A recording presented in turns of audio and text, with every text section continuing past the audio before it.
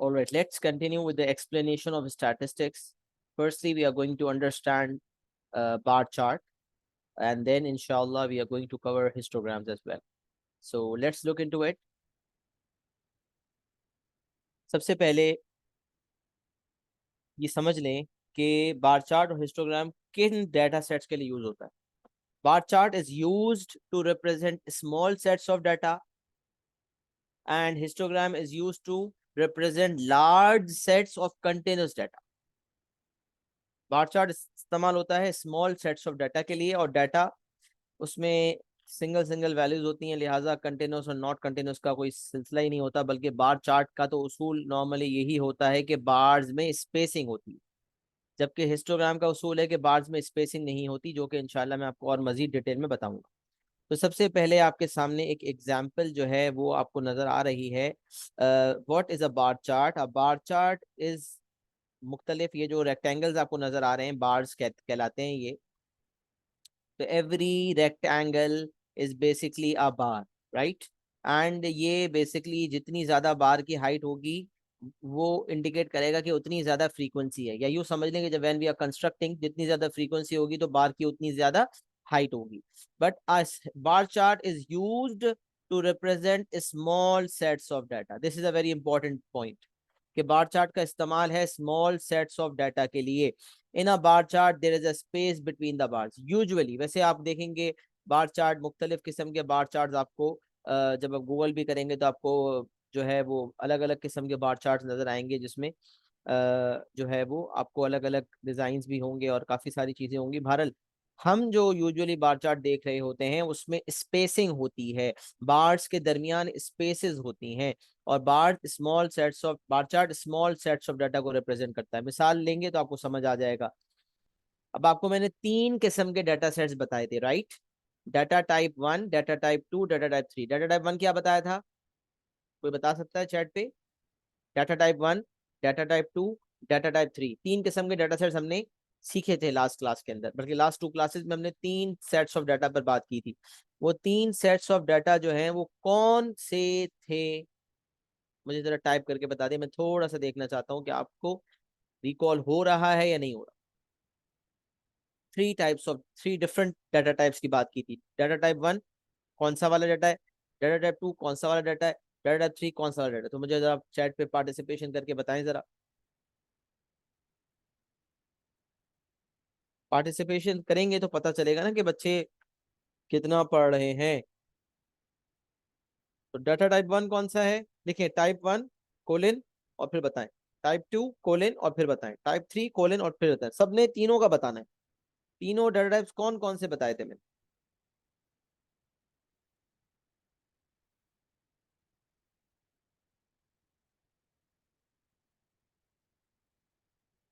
जल्दी जल्दी, टाइम नहीं है. इतना सोचेंगे और इतना मुझे इंतजार करवाएंगे तो फिर हम क्या करेंगे, आगे कैसे बढ़ेंगे भाई. आप लोगों ने घर पे जो पढ़ाया हो उसको रिकॉल करना होता है. हर अगली क्लास से पहले पिछली क्लास को आपको रिकॉल करके आना है. अगर आप रिकॉल करके रिवाइज करके नहीं आएंगे तो कैसे समझ आएगा?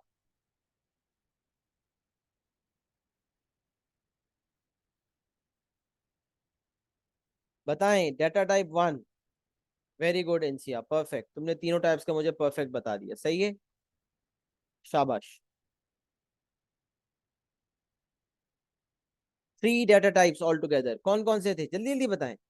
अमीर आपने एक ही बताया. सबसे पहला ungroup data, raw data number जो है ना कलेक्ट किया और बस एज इट इज लिख दिया, raw data. Ungroup data, raw data. Data type 2 क्या थी? Ungroup data with a frequency distribution. Ungroup data with a frequency distribution. वही अनग्रुप डाटा को खाली फ्रीक्वेंसी फॉर्म में कन्वर्ट मार दी, कोई ग्रुपिंग नहीं की उसमें. ग्रुपिंग नहीं है, अनग्रुप्ड है वो. ग्रुपिंग नहीं की. ग्रुप कहते हैं क्लास इंटरवल वाले डाटा को. तो ungroup data with a frequency distribution, ये डाटा टाइप 2 को रिप्रेजेंट कर रहा है. Bar chart is representing data type 2. Ungroup data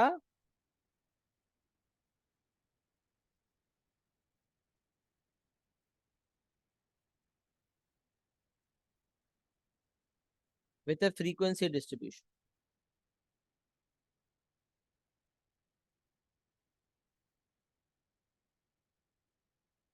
ये डाटा टाइप 2 है। डाटा टाइप 1 के लिए कुछ भी नहीं भाई, डाटा टाइप 1 को 2 में कन्वर्ट करना पड़ेगा, फिर बनेगा बार चार्ट। तो डाटा टाइप 2 के लिए बार चार्ट है और डाटा टाइप 3 के लिए हिस्टोग्राम। तो ये बहुत आसानी हो गई। 3 किस्म के डाटा सेट्स हमने पढ़े, ungroup data, ungroup data frequency distribution and group frequency distribution, जिसमें ग्रुपिंग इंटरवल्स होते थे और फिर उसके बाद फ्रीक्वेंसी होती थी। तो डाटा टाइप 2 के लिए बार चार्ट बनता है, डाटा टाइप 3 के लिए हिस्टोग्राम। आसानी हो गई, सही है। अब देखें डाटा टाइप 2 के एक मिसाल देखते हैं। नंबर ऑफ गोल्स, मिसाल एक एक फुटबॉल टीम है, उसने बहुत सारे मैचेस खेले। कितने मैचेस खेले, याद रखें, तमाम फ्रीक्वेंसीज का सम आपको बता देगा। 4, 4 + 3 7, 7 + 5 12, 12 + 2 14, 14 + 6 20, 20 + 1 21। 21 फुटबॉल मैचेस एक फुटबॉल टीम ने खेले। एक फुटबॉल टीम ने 21 मैचेस खेले। उनसे पूछा भाई इन 21 मैचेस में आपने कितने गोल स्कोर किए, तो हर गोल के स्कोर्स बता दिए उन्होंने कि पहले मैच में इतने गोल्स हमने स्कोर किए, सेकंड मैच में हमने इतने गोल्स स्कोर किए, थर्ड में इतने स्कोर किए। जब डाटा को, अनग्रुप डाटा को फ्रीक्वेंसी डिस्ट्रीब्यूशन में कन्वर्ट किया गया, फ्रीक्वेंसी उसकी डिसाइड हुई, तो पता चला 4 मैचेस ऐसे थे 0 गोल्स जिनमें स्कोर हुए थे। 0 गोल्स मतलब 4 मैचेस में टीम ने कोई, उस पर्टिकुलर फुटबॉल टीम ने कोई गोल स्कोर नहीं किया। तो 0 गोल्स वाले 4 मैचेस थे। 1 गोल स्कोर वाले 3 मैचेस थे। ऐसे 3 मैचेस थे जिसमें सिर्फ 1 गोल स्कोर हुआ।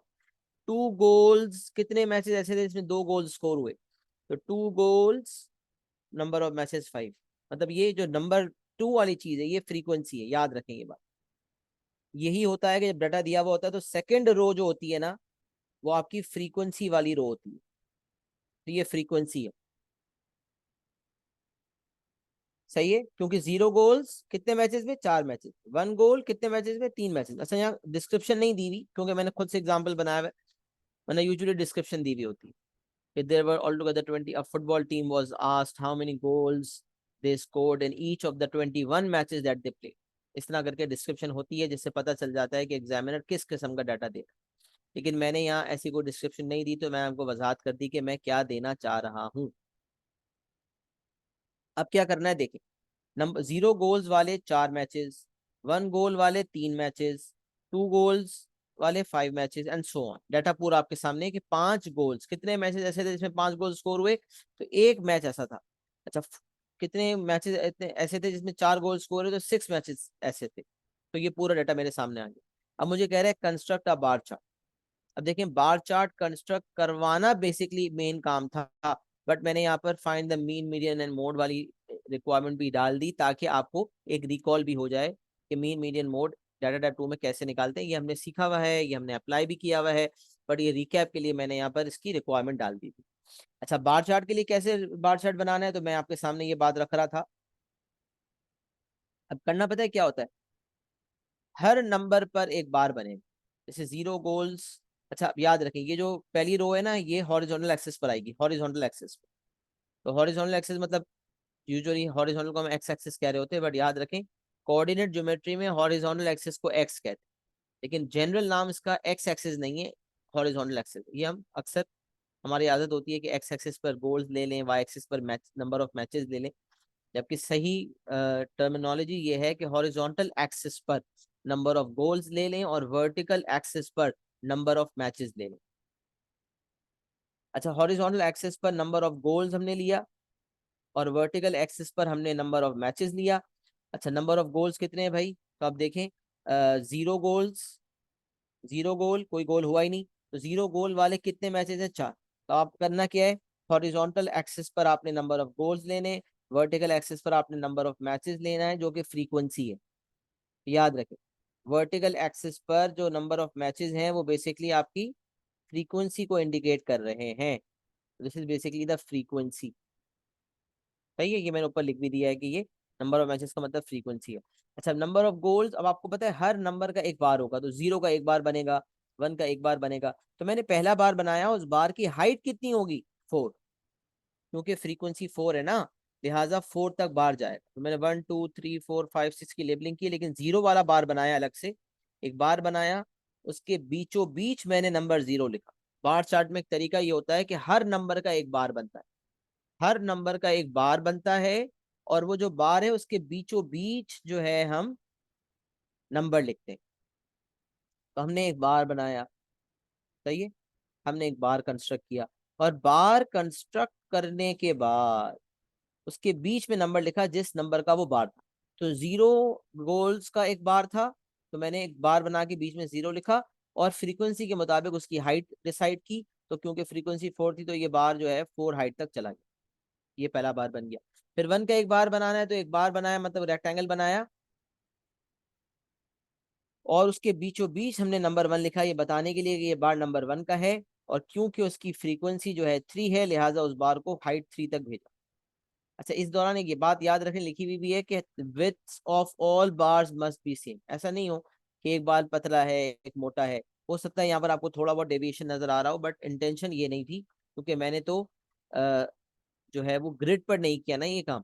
आपके पास तो ग्राफ पेपर होगा, तो ग्राफ पेपर पे अगर आपने एक बार 1 सेंटीमीटर के हिसाब से बनाया है, तो तमाम बार्स 1 सेंटीमीटर के हिसाब से ही बनेंगे। अगर एक बार, जाहिर सी बात है जगह तो इतनी नहीं है, अगर आप 2 2 सेंटीमीटर के हिसाब से बार्स बनाने जाएंगे तो हो सकता है जो ग्रिड दी हुई है उसमें इतनी जगह ही ना हो। तो इसलिए 1 सेंटीमीटर का एक बार काफी हो जाता है।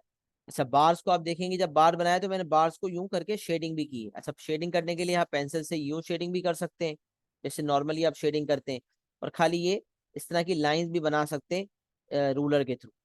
अच्छा सर, ये क्यों कर रहे हैं शेडिंग? बेटा ये सेफ साइड के लिए कर रहे हैं, मतलब ये फर्ज नहीं समझें आप। कुछ काम ऐसे होते हैं जिसको करने से फायदा होता है, नुकसान कोई नहीं होता। तो इसीलिए यहाँ पर आप जब लाइंस वगैरह बनाएंगे तो इसकी वजह ये होती है कि पेंसिल हमारी लाइट होती है थोड़ी। हालांकि इसके ऊपर इसके लिए एग्जामिनर कहता है you have to use a hard black pencil, HB pencil use करनी होती है, इंस्ट्रक्शन पेज पर लिखा होता है। और लिखा होता है you may use a HB pencil. अच्छा, अब यहाँ पर कोई बच्चे सवाल करते हैं सर पेंसिल से काम करें या पेन भी इस्तेमाल की जा सकती है? बेटा पेन से भी काम किया जा सकता है, बट ग्राफ पेपर्स पर पेन बिल्कुल रिकमेंडेड नहीं, ग्राफ्स पर पेन रिकमेंडेड नहीं है। यहाँ तक कि जो डायग्राम्स दिए होते हैं, एक जैसे बहुत सारे टॉपिक्स हैं जिसमें डायग्राम्स होते हैं, उसको आपको इन्फॉर्मेशन उसमें फिलअप करनी होती है, उसकी बेसिस पर आप रिक्वायरमेंट्स को सॉल्व करते हो। तो मैं कहता हूँ डायग्राम्स पर काम कर रहे हो या ग्राफ पेपर बना रहे हो, ग्राफ ग्राफ बना रहे हो, आपने पेन से काम नहीं करना, पेंसिल से करना है, क्योंकि वेरी हाई चांसेस होते हैं कि आपकी मिस्टेक हो जाए, बहुत हाई चांसेस होते हैं कि आपकी मिस्टेक हो जाए। लिहाजा अगर आपने पेन से काम किया होगा तो फिर वो इरिवर्सिबल हो जाएगा।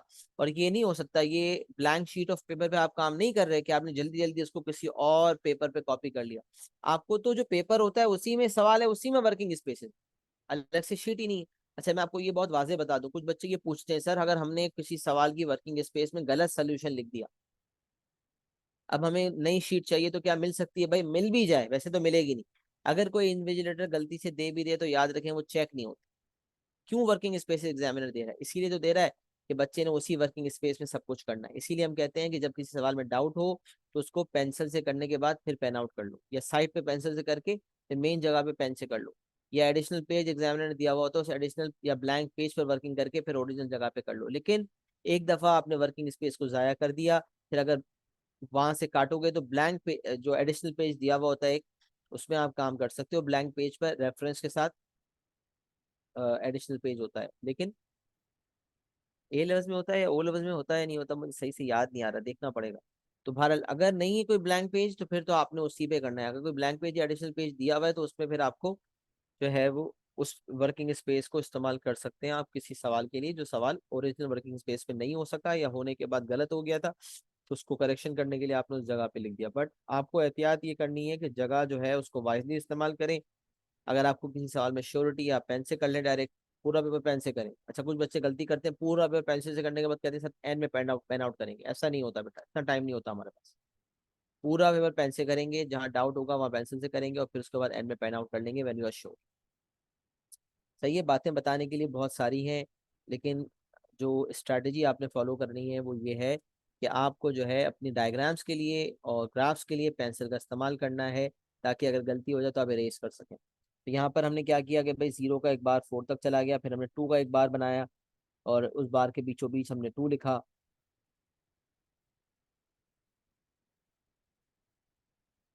सही है, उस बार के बीचों बीच हमने 2 लिखा, और उसकी हाइट जो है क्योंकि 5 तक है तो 5 तक हाइट चली गई, हाइट 5 तक चली गई। फिर जो 3 वाला बार है उसके बीच में हमने 3 लिखा, और हाइट 2 तक चली गई। 4 वाला बार जो है बीच में 4 लिखा और हाइट 6 तक चली गई, सबसे ऊपर चली गई। और उसके बाद जो है 5 वाला बार जो है उसकी हाइट 1 तक चली गई। सही है, उसकी हाइट 1 तक चली। थोड़ा बहुत ऊपर नीचे हो सकता है हो रहा हो, क्योंकि मैंने रूलर से नहीं किया, लेकिन आपने रूलर के थ्रू बाकायदा प्रॉपर तरीके से मार्किंग करनी है। प्रॉपर स्केल लेना है, हॉरिजॉन्टल प्रॉपर स्केल लेना है वर्टिकल एक्सिस पर, कि अगर 1 सेंटीमीटर 1 यूनिट के लिए है तो फिर थ्रू आउट 1 सेंटीमीटर पे 1 1 यूनिट बढ़ता चला जाए, हर 1 सेंटीमीटर पे 1 यूनिट बढ़ेगा। और यहाँ पर क्या है कि यहाँ पर जो बार्स हैं उसकी विड्थ बराबर हो, ऐसा ना हो कि एक पतला बार है एक चौड़ा बार है, नहीं, कोई सेंस नहीं बनती पतला बार चौड़ा बार। तमाम बार्स की जो विड्थ है, अगर मैं इसको विड्थ कहूँ, अगर लेंथ इंटू ब्रेथ के हिसाब से, ये लेंथ आप कह रहे हैं ये ब्रेथ कह रहे हैं, तो लेंथ बराबर होनी चाहिए। लेकिन मैं इसको विड्थ कह रहा हूँ और इसको हाइट कह रहा हूँ, कोई फर्क नहीं पड़ता। तो हाइट जो है वो फ्रीक्वेंसी के हिसाब से होती है, और विड्थ जो है वो तमाम बार्स की सेम होनी चाहिए। अगर 1 1 सेंटीमीटर का एक बार आपने एक बार पहले बार की 1 सेंटीमीटर विड्थ दी है, तो तमाम बार्स की 1 सेंटीमीटर ही होनी चाहिए। सही है, लेबलिंग का खास ख्याल रखें, लेबलिंग नहीं होगी मार्क्स कटेंगे। Number of goals horizontal axis पर, ये हमेशा लेबलिंग सवाल के हिसाब से होती है। पहली रो में जो लिखा होता है वो हॉरिजॉन्टल पर आता है, और जो दूसरी रो में लिखा होता है वो वर्टिकल पे आए या ना आए ये जरूरी नहीं है, लेकिन बार चार्ट के केस में वही वर्टिकल पर आता है। आगे चीजें बदलेंगी। बार चार्ट के लिए जो ऊपर वाली रो है वो एक्स एक्सिस पर, सॉरी हॉरिजॉन्टल एक्सिस पर, और जो नीचे वाली रो है वो वर्टिकल एक्सिस पर। तो वर्टिकल एक्सिस पर नंबर ऑफ मैचेस जो कि फ्रीक्वेंसी इंडिकेट कर रहे हैं, हॉरिजॉन्टल एक्सिस पर नंबर ऑफ हर बार का एक बार, हर नंबर का एक बार बनता है। तो 0 1 2 3 4 5 हर नंबर का एक बार बना, तो आपको नजर आ रहा है कि 6 बार यहाँ पर बने हुए नजर आ रहे हैं। सही है, तो बार चार्ट कैसे बनाते हैं ये बात हमने समझा दी आपको। अच्छा, फिर मीन मीडियन मोड निकालने के लिए आपको मैंने बताया था कि ungroup data with frequency distribution के लिए आपने जो है वो फॉर्मूला फॉलो करना होता है मीन के लिए, sigma F x upon sigma F, if you remember. और एक्स जो है वो नंबर ऑफ गोल जो है उसको आप कह रहे होंगे एक्स, नंबर ऑफ गोल्स को आप कहेंगे एक्स, और जो नंबर ऑफ मैचेस है वो तो आपको मैंने पहले ही बता दिया कि फ्रीक्वेंसी है। अब आपका formula sigma F x upon sigma F है, तो पहले आप एफ एक्स करते हैं फिर एंड में सिग्मा करते हैं। तो हर एफ को हर एक्स से मल्टीप्लाई करें। 4 times 0 is 0, 3 times 1 is 3, 5 times 2 is 10, 2 times 3 is 6, 6 times 4 is 24, 1 times 5 is 5। Her frequency को हर नंबर से मल्टीप्लाई करके तमाम एफ एक्स लिख दिए जाए। तमाम एफ एक्स लिखने के बाद तमाम एफ एक्स का सिग्मा कर लिया जाए। when you have added all the fx together when you have added all the fx together, then in that case you are going to get sigma fx, and that is 48. You can add 0 plus 3, 0 plus 3 plus 10, 13 plus 6, 19 plus 24 plus 5, तो 43 plus 5 48। Sigma F x 48 हो गया। तमाम frequencies का सम हमने पहले भी किया था, मैंने आपको बताया था 21। 48 को 21 से डिवाइड किया, आपका इम्प्रॉपर फ्रैक्शन आ गया। जनाब आली आपको कितनी दफा बताया कि अगर अगर अगर अगर इम्प्रॉपर फ्रैक्शन है तो उसको मिक्स्ड में करना पड़ेगा। इम्प्रॉपर फ्रैक्शन को मिक्स में करेंगे या डेसिमल में करेंगे, इम्प्रॉपर में आंसर नहीं छोड़ेंगे। कहीं कहीं एमएस में मिक्स, कहीं कहीं एमएस में इम्प्रॉपर वाला एक्सेप्ट हो जाता है और कहीं कहीं पेनलाइज हो जाता है, बट हमें नहीं पता कहाँ पेनलाइज होगा और कहाँ पेनलाइज नहीं होगा। लिहाजा we have to be consistent with our methodologies, and the consistent approach is कि हम जो है वो याद रखें कि अगर तब कभी भी हमारा आंसर इम्प्रॉपर फ्रैक्शन में है, चाहे पेपर 1 का सवाल हो चाहे पेपर 2 का सवाल हो, तो इम्प्रॉपर के लिए उसको आप मिक्स्ड में करेंगे। प्रॉपर को प्रॉपर रहने दे सकते हैं जब तक कि वो लिखे ना कि क्या करना है इसका, लेकिन अगर इम्प्रॉपर फ्रैक्शन है तो उसे आपने मिक्स्ड नंबर्स में करना होगा। अगर आपने उसको मिक्स्ड नंबर्स में अरेंज कर लिया तो भी सही है, और अगर आप मिक्स में नहीं करते तो फिर आप डेसिमल में कन्वर्ट करेंगे, बट डेसिमल में कन्वर्ट करेंगे तो फिर आपको 3 सिग्निफिकेंट फिगर्स में करना पड़ेगा। डेसिमल में कन्वर्ट करना वो भी विदाउट कैलकुलेटर P1 के अंदर, वो मुश्किल होता है ओ लेवल वालों के लिए। IGCSE तो अभी पी दोनों पेपर्स विद कैलकुलेटर्स हैं, बट अगले साल के बाद 2025 से सिलेबस चेंज हो रहा है जैसा कि मैंने बताया भी था। लेकिन अभी जो 24 में अपेयर हो रहे हैं उनके लिए प्रॉब्लम नहीं है, तो वो डेसिमल में करके 3SF में दे सकते हैं। बट ओ लेवल्स का जो हमारा P1 है उसके अंदर आपको पता है विदाउट कैलकुलेटर होता है, तो वहाँ आपने कैलकुलेटर को इस्तेमाल नहीं करना होगा, तो इसलिए आप डेसिमल में करना मुश्किल होगा, तो लिहाजा मिक्स्ड एक अच्छा ऑप्शन है। सही है, ये मैंने मीन की बात बता दी, फॉर्मूला अप्लाई। मीडियन का मैंने आपको तरीका बताया था, median is the middle observation. उसके लिए डाटा को पहले अरेंज करते हैं, फिर फॉर्मूला लगाते हैं। डाटा टाइप 1 में कहा था n+1/2 वाली ऑब्जर्वेशन, और डाटा टाइप 2 में कहा था सिग्मा f+1/2 वाली ऑब्जर्वेशन। अब डाटा की अरेंजमेंट की जहाँ तक बात रही तो आप देख सकते हैं 0 1 2 3 4 5। The data is already arranged in ascending order. The data is already arranged in ascending order. Data already ascending order में अरेंज हुआ हुआ है, right. Data has already been arranged in ascending order. अच्छा, अब हम बात कर रहे थे डाटा अरेंज अरेंज हुआ हुआ है। अब आपको क्या करना होगा, फॉर्मूला लगाना होगा सिग्मा f+1/, सिग्मा एफ मतलब तमाम फ्रीक्वेंसीज का सम, जो कि हम पहले भी निकाल चुके थे 21, वो हमने इस्तेमाल किया। 21 + 1/2 से हमारा आंसर आ गया 22/2 विच इज 11। अच्छा, 11 हमारा मीडियन नहीं है, 11th ऑब्जर्वेशन हमारी मीडियन है। ये बात हमने पहले भी डिसाइड की थी कि 11 मीडियन नहीं होगा, बल्कि 11th ऑब्जर्वेशन हमारा मीडियन बनेगी। तो 11th ऑब्जर्वेशन आप देखें कैसे पता चलेगा 11th ऑब्जर्वेशन, तो यहाँ से फ्रीक्वेंसी का सम करते जाए। पहला जो नंबर है 0, उसकी फ्रीक्वेंसी है 4। तो यहाँ तक 4 नंबर्स हो गए, 4 नंबर्स हो गए। फिर 4 + 3 7 हो गया, यहाँ तक 7 नंबर्स हो गए। मैंने आपको बताया था एंड में देखा करें, यहाँ तक 4 नंबर्स हो गए। 4 + 3 7, यहाँ तक 7 नंबर्स हो गए। 7 + 5 12, यहाँ तक 12 नंबर्स हो गए। अच्छा, आपको कौन सा चाहिए था, 11th चाहिए था। तो आप सोचे, यहाँ तक 7 नंबर्स थे और यहाँ तक 12 नंबर्स है, इसका मतलब 11th ऑब्जर्वेशन यहाँ लाया करती। 7 से 12 चला गया, पहले हम 11 से नीचे थे, फिर हम 11 को क्रॉस करके 12 पे पहुंच गए, इसका मतलब 11th ऑब्जर्वेशन यहाँ लाया करती। अब सोचे कैसे, यहाँ तक 7 ऑब्जर्वेशन हो गई। 8th ऑब्जर्वेशन भी 2 है, 9th, क्योंकि 7 + 5 12 होता है ना। तो 8th observation, 9th, 10th, 11th और 12th, इसके बाद 12 ऑब्जर्वेशन हो जाती है। तो 8 9 10 11 12, ये सारी की सारी ऑब्जर्वेशन जो नंबर है वो 2 है। तो 11th ऑब्जर्वेशन भी 2 होगी, लिहाजा मीडियन होगा 2। अच्छा, आप देखें, सिग्मा f+1/2 करने के बाद जो ऑब्जर्वेशन है उसको देखने के लिए फ्रीक्वेंसीज को ऐड कर रहे हैं, बट फ्रीक्वेंसी के हिसाब से जिस कॉलम में पहुंच रहे हैं उस कॉलम का ऊपर वाला नंबर देख रहे हैं मीडियन देने के लिए। मतलब मीडियन नंबर ऑफ गोल्स पूछ रहा है वो, find the median number of goals. एक होता है mean number of goals, average goals कितने हैं, तो 2 होल 2/7। और यहाँ मीडियन क्या है, मीडियन है, मीडियन जो है आपका बेसिकली मीडियन गोल्स पूछे जा रहे हैं। तो find the mean median, find the mean number of goals, find the median number of goals, find the model number of goals. तो मीडियन नंबर ऑफ गोल्स आपके जो है वो 2 है। कितने गोल्स किए भाई मीडियन में, 2 गोल्स के, मतलब ऑन एवरेज। मीडियन भी एक एवरेज देता है, मीन भी एक एवरेज देता है, मोड भी एक एवरेज देता है, तीनों का एवरेज देने का अंदाज मुख्तलिफ है, बट दोनों सबका ऑब्जेक्टिव यही है कि उनको एवरेज देना होता है। तो मीन नंबर ऑफ गोल्स आपके सामने हमने मीन के फॉर्मूला से निकाल दिए, मीडियन नंबर ऑफ गोल्स है 2। भाई ऑन एवरेज कितने गोल स्कोर किए, तो मीडियन ने आंसर दिया 2। फिर मॉडल नंबर ऑफ गोल्स के लिए आपको पता है कि सिंगल सिंगल नंबर है, हाईएस्ट फ्रीक्वेंसी आपने देखनी होती है, जो कि आप बार चार्ट देखकर भी बता सकते हैं कि सबसे ज्यादा हाइट जिस बार की है वही नंबर ऑफ गोल्स आपका मॉडल नंबर होगा, लिहाजा मोड विल बी 4। यहाँ से देख लें तो सबसे ज्यादा फ्रीक्वेंसी आपको 6 नजर आ रही है, जो किस नंबर की है, नंबर 4 की है, लिहाजा मोड आपका 4 हो जाए। Model number of goals, mode वाले जो मॉडल नंबर ऑफ गोल्स है वो 4 हो जाए। Mode is 4, median is 2 and mean is 2 whole 2/7। ये आपका जो है बार चार्ट का कॉन्सेप्ट भी हो गया, और साथ साथ मैंने आपको ये भी बता दिया कि कैसे आपने जो है वो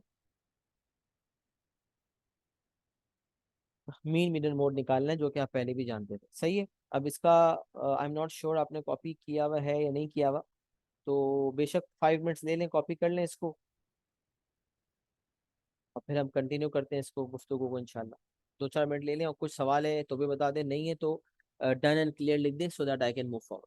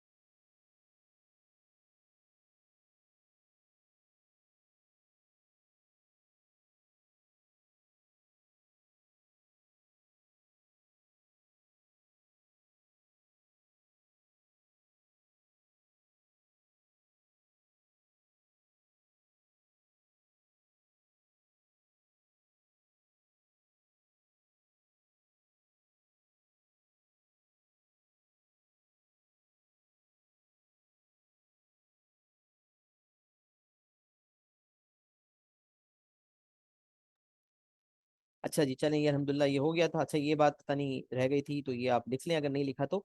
width of all the bars must be same. सही है, ये एक इंपॉर्टेंट बात है जो आप लिख लेंगे इंशाल्लाह, फिर हम हिस्टोग्राम की तरफ आए।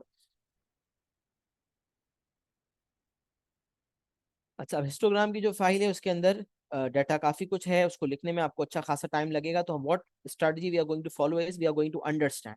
हम समझेंगे इंशाल्लाह, फिर मैं इंशाल्लाह इसको शेयर कर दूंगा आपसे, तो फिर आप जो है वो इसको कॉपी कर लेंगे। तो अब फोकस आपका जो है सुनने पे होगा इंशाल्लाह, क्योंकि टाइम लिमिटेड है और हमें हिस्टोग्राम को करना है, इसलिए मैंने बार चार्ट को कॉपी करवा लिया, वो सब चीज हो गई। अब हिस्टोग्राम आपने फोकस होकर सुनना है इंशाल्लाह। तो मैंने सबसे पहले एक बुनियादी डिफरेंस बताया इंशाल्लाह, अगर हम फोकस होकर सुनेंगे तो हिस्टोग्राम की कहानी पूरी आपके सामने आ जाएगी अल्लाह के हुक्म से। बिस्मिल्लाह, अल्लाह मदद फरमाइएगा और हमारा काम टारगेट मीट हो जाए, हिस्टोग्राम मुकम्मल हो जाए इंशाल्लाह। अल्लाह की मदद के बगैर तो हर चीज, कोई भी चीज मुमकिन नहीं है, अल्लाह की मदद के साथ सब कुछ मुमकिन है। तो हिस्टोग्राम जो है उसके अंदर बात यह है कि हिस्टोग्राम और बार चार्ट का एक बुनियादी डिफरेंस मैंने आपके सामने रखा कि histogram, bar chart is use for small sets of data, histogram for large sets of data. फिर मैंने आपको वाजे किया कि डाटा टाइप 2 जो है ungroup data with frequency distribution, उसके लिए बार चार्ट बनता है। और तीसरी कैटेगरी ग्रुप फ्रीक्वेंसी डिस्ट्रीब्यूशन, उसके लिए हिस्टोग्राम्स बनते हैं।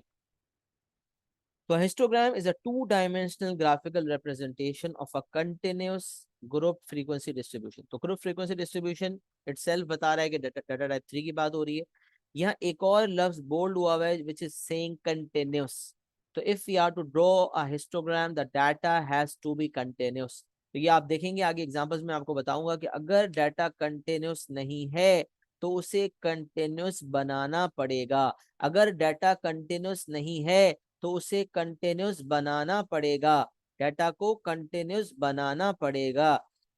तो a two-dimensional graphical representation of a continuous group frequency distribution is called a histogram. तो किसके लिए है डायग्रामेटिकल रिप्रेजेंटेशन? ग्राफिकल रिप्रेजेंटेशन है for data type 3 group frequency distribution, and ये कंटिन्यूस डाटा के लिए होती है। One advantage of a histogram is that it can readily display large data sets. फायदा क्या है इसका कि लार्ज डाटा सेट्स के लिए ये डिस्प्ले का जरिया बन जाता है, बेहतरीन जरिया है for large data sets. A good graphical tool, a good data representation tool is a histogram for large sets of data. In a histogram, the bars are placed continuously side by side with no gap between the adjacent bars. तो histogram में भी bars होते हैं, bar chart में तो bars होते ही हैं जिसमें स्पेसिंग होती है और हर बार की विड्थ भी बराबर होती है और हर नंबर का एक बार होता है। तो यहाँ बार का, हर नंबर का बार नहीं होता, बल्कि एक बार का स्टार्टिंग पॉइंट भी होता है और एंडिंग पॉइंट भी होता है, unlike a bar chart. Bar chart her number का होता है, हिस्टोग्राम में स्टार्टिंग, हर बार का स्टार्टिंग और एंडिंग पॉइंट होता है। मैं आपको अभी डाटा के हिसाब से सिखाऊंगा डिफरेंस क्या है, वो मैं आपको बताऊंगा। तो histogram, in a histogram the bars are placed continuously side by side with no gap between the adjacent bars. Bars के दरमियान कोई गैप नहीं होता, क्योंकि गैप नहीं है, कंटिन्यूस डाटा है तभी तो गैप नहीं है, डाटा कंटिन्यूस नहीं होता तो फिर गैप हो जाता। तो इसीलिए कहते हैं कि जब हिस्टोग्राम में आपको ये इंश्योर करना है कि बार्स में कोई गैप ना हो, तो फिर डाटा को कंटिन्यूस बनाना होगा। डाटा कंटिन्यूस नहीं है तो you'll have to make it continuous. A histogram consists of rectangles, each of which has a breadth equal or proportional to the class width of the concerned class interval and a height equal or proportional to the corresponding frequency. अच्छा, histogram consist of rectangles मतलब bars, आपने आपने अभी देखा था कि हर बार rectangle होता है, each of which has a breadth. अब आपको पता है हर बार की एक ब्रेथ होती है। अभी जो ब्रेथ है ना, ये ब्रेथ इसको कहते हैं क्लास विथ, और ये क्लास इंटरवल के हिसाब से होती है। मैंने आपको बताया था ना, कुछ बार्स पतले होते हैं, कुछ बार्स की क्लास विथ कम होती है, कुछ की ज्यादा होती है। तो याद करें, मैंने बताया था डाटा टाइप 3 में मॉडल क्लास इंटरवल जब निकालना हो, मोड नहीं निकलता, मॉडल वैल्यू नहीं निकलती, मॉडल क्लास इंटरवल निकलता है। तो डाटा टाइप 3 में भी मीडियन मीडियन भी क्लास इंटरवल निकलता है और मॉडल क्लास इंटरवल भी निकलता है। मीडियन क्लास इंटरवल का अलग तरतीब बताई थी, सिग्मा एफ अपॉन 2 बताया था, और फिर आपने रीड करना था जैसे डाटा टाइप 2 में करते हैं। अच्छा, और मॉडल क्लास इंटरवल के लिए मैंने कहा था अगर क्लास इंटरवल्स बराबर है, मतलब क्लास इंटरवल्स की क्लास विथ सेम है, तो फिर आपने फ्रीक्वेंसी सबसे ज्यादा वाले की बेसिस पर डिसाइड करना है कौन से बार कौन सा इंटरवल मॉडल क्लास इंटरवल है। लेकिन अगर क्लास इंटरवल्स बराबर नहीं है, अनइक्वल क्लास इंटरवल्स है, अनइक्वल क्लास इंटरवल्स का मतलब ये है कुछ इंटरवल्स की विड्थ कम है, कुछ की विड्थ ज्यादा है, तो अनइक्वल क्लास इंटरवल्स हो या अनइक्वल क्लास विड्थ कह लें, अनइक्वल क्लास विड्थ हो तो फिर हम मॉडल क्लास इंटरवल के लिए फ्रीक्वेंसी को नहीं देखते बल्कि फ्रीक्वेंसी डेंसिटी निकालते हैं, और फ्रीक्वेंसी डेंसिटी का फॉर्मूला होता है फ्रीक्वेंसी अपॉन क्लास। ये बातें मैंने आपको पहले भी बताई थी मॉडल क्लास इंटरवल निकालने के लिए पिछली क्लास में। तो यही बात यहाँ पर लिखी हुई है कि जब हिस्टोग्राम भी बनाएंगे तो वर्टिकल एक्सिस पर कभी कभार फ्रीक्वेंसी लेनी होती है, कभी कभार फ्रीक्वेंसी डेंसिटी, बट आप यकीन जाने जो पास पेपर के सवालात हैं उसको उसके लिए हमें हर दफा फ्रीक्वेंसी डेंसिटी निकालनी होती है। बुक के अंदर सवालात होते हैं जिसमें फ्रीक्वेंसी वाले सवालात भी होते हैं और फ्रीक्वेंसी डेंसिटी वाले भी, बट एग्जामिनर ऑल्सो नोज कि अगर मैं फ्रीक्वेंसी डेंसिटी वाले सवालात नहीं दूंगा तो फिर तो कुछ निकालना ही नहीं होगा। फ्रीक्वेंसी वाले सवालात में तो डायरेक्ट हिस्टोग्राम बन जाएगा। तो इसीलिए मेहनत करवाने के लिए वो ऐसा डाटा देता है जिसमें क्लास इंटरवल अनइक्वल होते हैं और फिर मुझे फ्रीक्वेंसी डेंसिटी निकालनी होती है। तो जैसे मॉडल क्लास इंटरवल निकालने के लिए अनइक्वल क्लास इंटरवल के केस में फ्रीक्वेंसी डेंसिटी निकालनी पड़ती है, बिल्कुल इसी तरह हिस्टोग्राम बनाने के लिए भी अगर हमारे हमारे क्लास इंटरवल्स अनइक्वल है तो हमें वर्टिकल एक्सिस पर फ्रीक्वेंसी डेंसिटी लेनी पड़ती है जिसका फॉर्मूला होता है फ्रीक्वेंसी अपॉन क्लास। अच्छा पहले ये बात मुकम्मल करते हैं, ब्रेथ इक्वल और proportional to the class width. अच्छा ये जो ब्रेथ होती है ये तो या तो क्लास विथ के इक्वल होती है या प्रोपोर्शनल होती है। ये प्रोपोर्शनल का क्या मतलब ये आपको बाद में बताऊंगा। मतलब अगर मिसाल है क्लास विथ अगर 5 है तो फिर हम 5 भी ले सकते हैं और हम चाहें तो 10 भी ले सकते हैं, लेकिन फिर हर क्लास विथ के हिसाब से हर बार की विथ को डबल करना होगा। मतलब जो क्लास विथ होगी उसको मल्टीप्लाई बाय 2 करके विथ ऑफ द बार आएगी। तो वो यही कह रहा है कि ब्रेथ या तो वही है जो क्लास विथ है या फिर ब्रेथ जो है रेक्टेंगल की वो क्लास विथ से प्रोपोर्शनल। अगर हम डिसाइड करते हैं कि हमें प्रोपोर्शनल के लिए कुछ और लेनी है तो हम वो भी ले सकते हैं, बट अभी आप ये समझ लें कि आपकी जो ब्रेथ है वो equal to the class width होती है। प्रोपोर्शनल वाला लफ्ज आपको मजीद बाद में मजीद क्लियर हो जाएगा। अभी समझ लें breadth of the rectangle is equal to the class width and height equal और proportional to the corresponding frequency. तो यूजुअली हाइट जो है इक्वल टू फ्रीक्वेंसी होती है जब क्लास इंटरवल्स इक्वल है, और height is proportional to the corresponding frequency जब क्लास इंटरवल्स अनइक्वल है। बट उस केस के अंदर फिर मैं फ्रीक्वेंसी नहीं लेता बल्कि फ्रीक्वेंसी डेंसिटी लेता हूँ। तो जितनी ज्यादा फ्रीक्वेंसी होगी फ्रीक्वेंसी डेंसिटी भी उतनी ज्यादा होगी, क्योंकि फ्रीक्वेंसी डेंसिटी का formula frequency upon class width है। आपको पता है कि जो न्यूमरेटर है वो जितना ज्यादा होगा यानी कि फ्रीक्वेंसी जितनी ज्यादा होगी फ्रीक्वेंसी डेंसिटी भी उतनी ही ज्यादा होगी। तो हाइट जो है यूजुअली जब इक्वल क्लास इंटरवल्स है तो हाइट फ्रीक्वेंसी को हाइट मानते हैं, बट अगर अनइक्वल क्लास इंटरवल्स हैं तो फिर फ्रीक्वेंसी को हाइट नहीं मानते, फिर फ्रीक्वेंसी डेंसिटी को हाइट मानते हैं जो कि यकीनन फ्रीक्वेंसी से प्रोपोर्शनल होती है। In a histogram consecutive rectangles have a common side. मतलब क्या है कि एक बार आपने जब बनाया तो दूसरा बार इसी के से जुड़ा हुआ होगा, तीसरा बार इसी से जुड़ा हुआ होगा। तो एक साइड आप देखें ओवरलैपिंग साइड होगी, कॉमन साइड होगी। तो in a histogram, consecutive rectangles have a common side. For this reason, the class intervals are made overlapping in all cases. क्या मतलब class intervals are made overlapping? मतलब data को हमेशा continuous बनाना पड़ेगा। Always make the data continuous if it is not already continuous. अगर data continuous है तो फिर डायरेक्ट हिस्टोग्राम बनेगा, अगर डाटा कंटिन्यूस नहीं है तो पहले उसे कंटिन्यूस बनाना पड़ेगा बिफोर ड्रॉइंग अ हिस्टोग्राम। अच्छा हॉरिजॉन्टल एक्सिस पर क्या आता है, तो हमने पिछले बार चार्ट में भी देखा था कि नंबर ऑफ गोल्स की बात हो रही थी, तो हॉरिजॉन्टल एक्सिस पे नंबर ऑफ गोल्स आ रहा था। तो याद रखें जिस चीज की बात कर रहा होगा एग्जामिनर वही हॉरिजॉन्टल एक्सिस पर आएगा। मिसाल है इंसेक्ट्स की बात हो रही है, उनकी लेंथ की बात हो रही है किसी खास किस्म के इंसेक्ट की, तो length of insects in centimetre और मिलीमीटर जो है वो हॉरिजॉन्टल एक्सिस पर आएगा। और वर्टिकल एक्सिस पर कभी फ्रीक्वेंसी लेते हैं कभी फ्रीक्वेंसी डेंसिटी, डिपेंडिंग डाटा कि जो क्लास इंटरवल है वो इक्वल है या अनइक्वल, मैंने ऑलरेडी मेंशन किया। बट यहाँ हॉरिजॉन्टल के लिए लिखा हुआ है the horizontal axis is labelled with what the data represent. सवाल में अगर वेट इन किलोग्राम्स की बात हो रही है तो वेट की बात करें, वेट इन किलोग्राम्स लेबल होगा। लेंथ की बात हो रही है तो लेंथ इन सेंटीमीटर्स लेबल होगा। याद रखें ना सिर्फ वेट लिखना काफी है बल्कि यूनिट भी लिखना जरूरी है। मतलब वेट इन किलोग्राम्स, मतलब वेट लिखने के बाद ब्रैकेट में केजीज लिख दें बेशक, लेकिन आप ये भी लिखें कि डाटा आपको क्या बता रहा है, जो ग्राफ है वो आपको क्या बता रहा है। अच्छा, कुछ बच्चे सोचते हैं लेबल करने की क्या जरूरत है, एग्जामिनर को पता ही तो होगा कि हम क्या ले रहे हैं। नहीं बेटा, ऐसा नहीं है। आपने एग्जामिनर को बिल्कुल बच्चों की तरह पढ़ाना है और बिल्कुल बच्चों की तरह समझाना है। और वैसे भी जब ग्राफ आपके सामने आता है एग्जाम के अंदर, तो अगर आपके पास ओरिजिनल डाटा नहीं है तो ग्राफ इतना सेल्फ एक्सप्लेनेटरी होना चाहिए कि आपको बगैर डाटा पढ़े ग्राफ देखकर पता चल जाए कि आपको क्या दिया जा रहा है।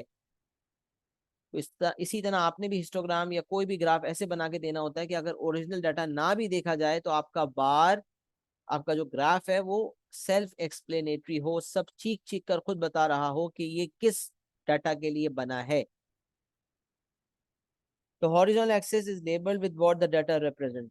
This means whatever the examiner is talking about, whatever is mentioned in the question. If it's weight in kilograms, then that is going to come on the horizontal axis.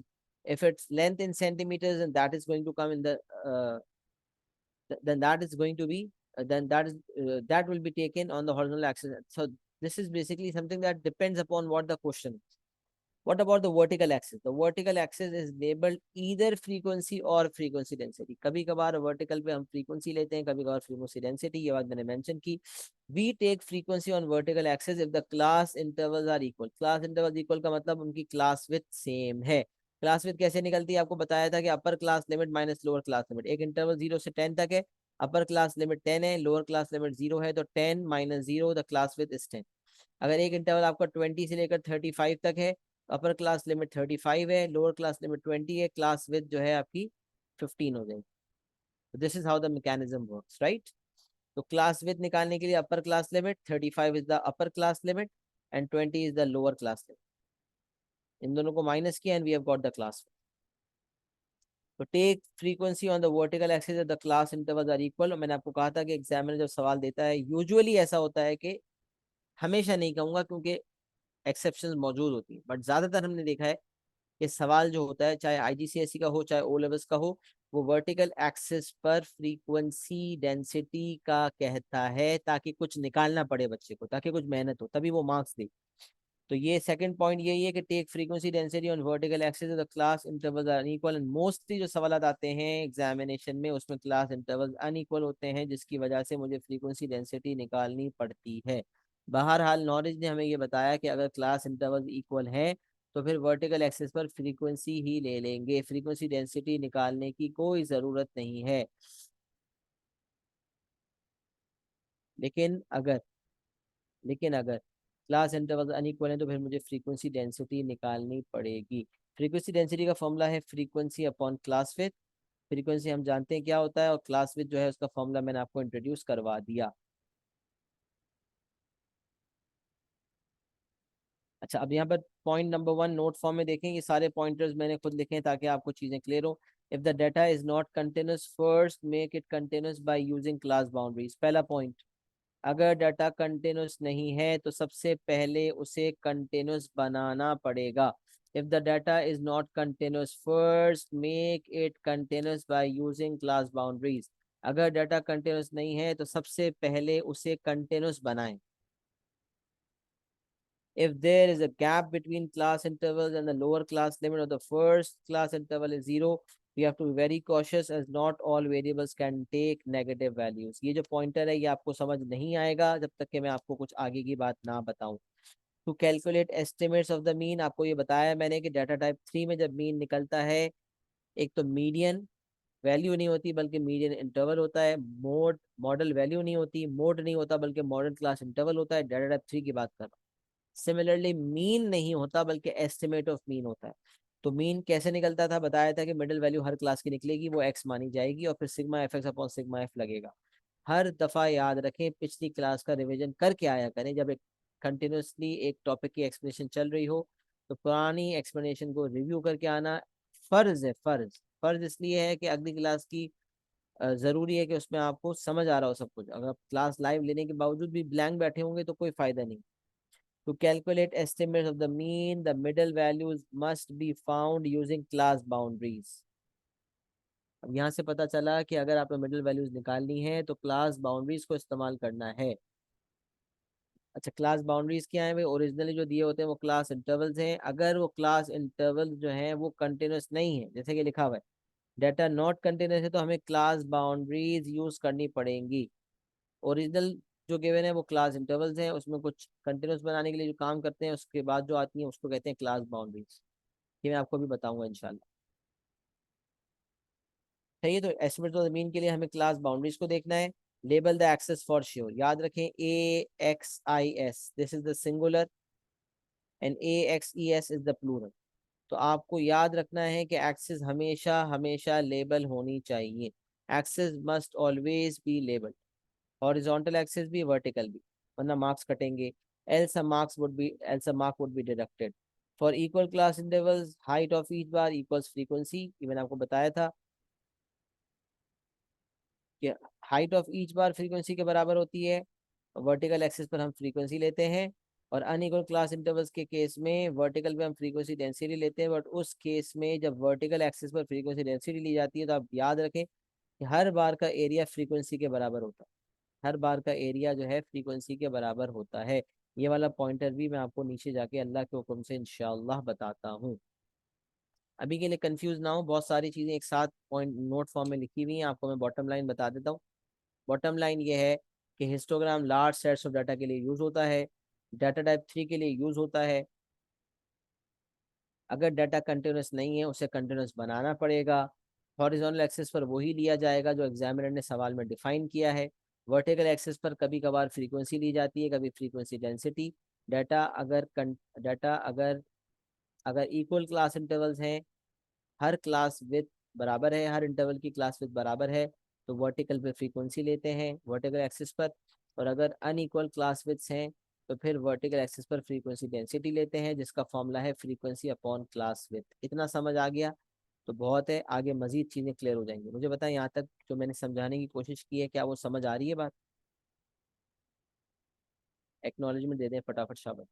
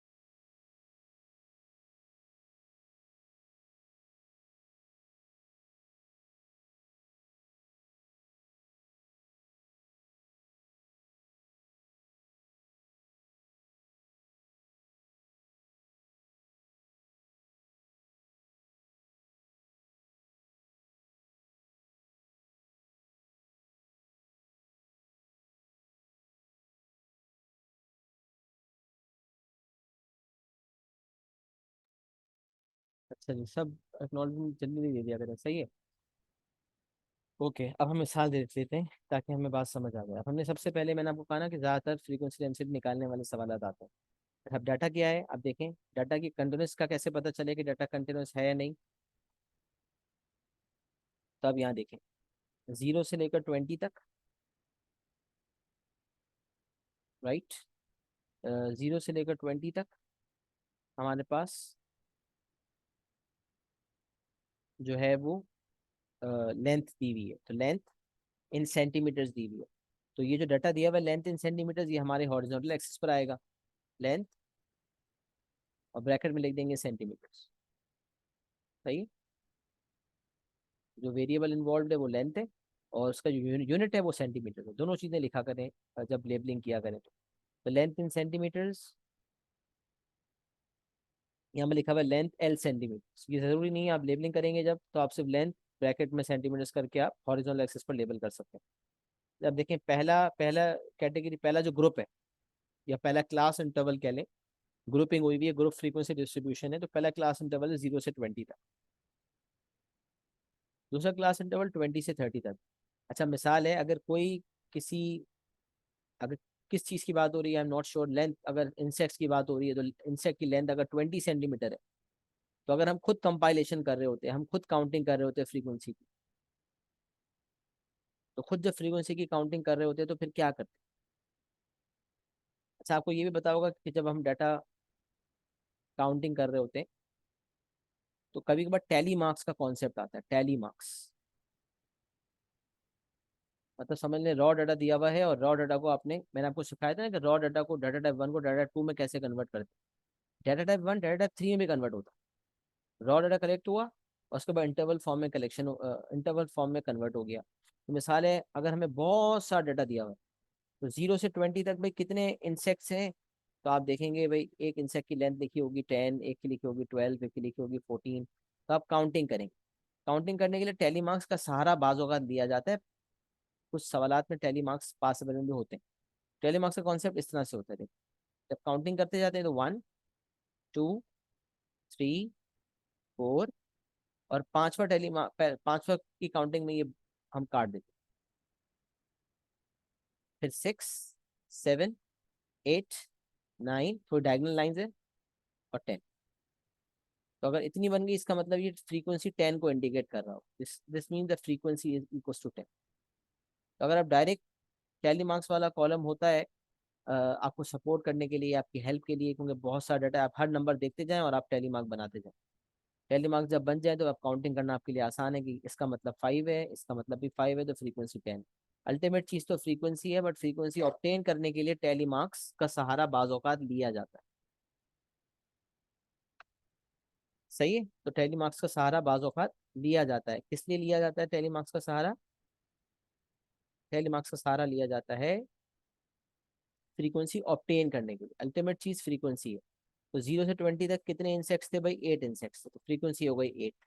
20 से 30 तक कितने इंसेक्ट्स हैं? तो हमने कहा 13। तो अब देखें पहला इंटरवल की फ्रीक्वेंसी, दूसरे इंटरवल की फ्रीक्वेंसी, तीसरे इंटरवल की फ्रीक्वेंसी। मैं कहना ये चाह रहा था कि मिसाल है, अगर किसी इंसेक्ट की, जब हम डाटा टाइप 1 से डाटा टाइप 3 में कन्वर्ट कर रहे हैं और किसी इंसेक्ट की लेंथ 20 सेंटीमीटर होती, तो क्या वो पहले वाले इंटरवल में क्लासीफाई होता है या दूसरे वाले? ये मेरा सवाल था। तो क्योंकि यहाँ पर इक्वल्स टू मौजूद है, length is greater than 0 and less than equals to 20, और यहाँ है length is greater than 20 and less than equals to 30। तो 20 क्योंकि यहाँ इंक्लूसिव है और यहाँ 20 इज एक्सक्लूसिव। एक जगह 20 इंक्लूसिव है और दूसरी जगह 20 जो है वो एक्सक्लूसिव है। एक जगह 20 इंक्लूडेड है और एक जगह एक्सक्लूडेड है। तो जहाँ इंक्लूडेड है वहां पर लिया जाएगा। 20 अगर होगा तो वो यहाँ बेसिकली फ्रीक्वेंसी बढ़ाने का जरिया बनेगा। तो 0 से 20 तक 8, 20 से 30 तक 13। अच्छा ये जरूर रखें कि 20 पे पहला इंटरवल खत्म हो रहा है, दूसरा इंटरवल 20 पे शुरू हो रहा है। अगर पहला इंटरवल 20 पे खत्म हो रहा है और दूसरा इंटरवल 20 पे शुरू हो रहा है, इसका मतलब डाटा ऑलरेडी कंटिन्यूस है। Data is continuous. डाटा आप देखेंगे, ये वो मिसाल है जिसमें data is already continuous.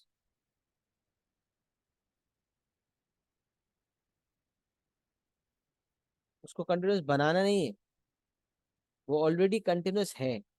Data को कंटिन्यूस बनाना नहीं है, बल्कि डाटा ऑलरेडी कंटिन्यूस है। सही है। तो अगर डाटा आपका कंटिन्यूस है तो 0 से 20 तक, 20 से 30 तक, 30 से 35 तक, 35 से 45, 45 से 60। अब सबसे पहली चीज ये देखें कि क्या फ्रीक्वेंसी वर्टिकल एक्सेस पर लेनी है या फ्रीक्वेंसी डेंसिटी। हॉरिजॉन्टल एक्सेस पर तो आप लेंथ इन सेंटीमीटर्स लेंगे, ये तो फॉर श्योर है। वर्टिकल एक्सेस पर आप फ्रीक्वेंसी लेंगे या फ्रीक्वेंसी डेंसिटी लेंगे, इसका दारोमदार होगा क्लास इंटरवल की विथ पर।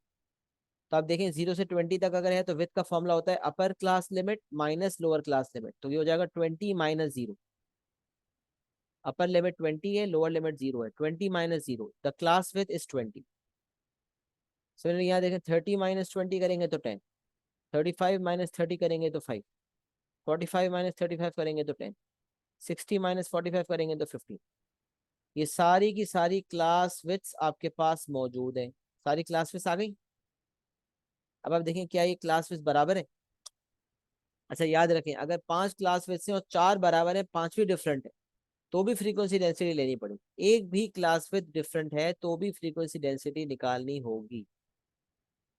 तो यहाँ पर क्लास इंटरवल्स क्योंकि अनइक्वल है, क्लास विथ डिफरेंट है, अनइक्वल क्लास विथ्स हैं, लिहाजा फ्रीक्वेंसी डेंसिटी निकालनी पड़ेगी। फ्रीक्वेंसी डेंसिटी निकालने का फॉर्मूला होता है frequency upon class with, frequency upon class with. तो फ्रीक्वेंसी आपकी है 8 और क्लास विथ आपकी है 20। जरा डिवाइड करें तो 8 divided by 20 will give you 0.4।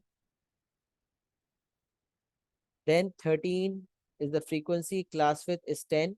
So 13 divided by 10 is 1.3. The frequency density is 1.3. Then 18 divided by 5. The frequency density is 3.6. Then 20 divided by 10. The frequency density is 20 upon 10 is 2. Then 12 divided by 15 is 0.8. तमाम frequency densities आ गई। अब horizontal axis पर आप लेंगे length, vertical axis पर आप लेंगे frequency density, क्योंकि क्लास इंटरवल्स अनइक्वल थे। अगले पेज पे हिस्टोग्राम बना हुआ है।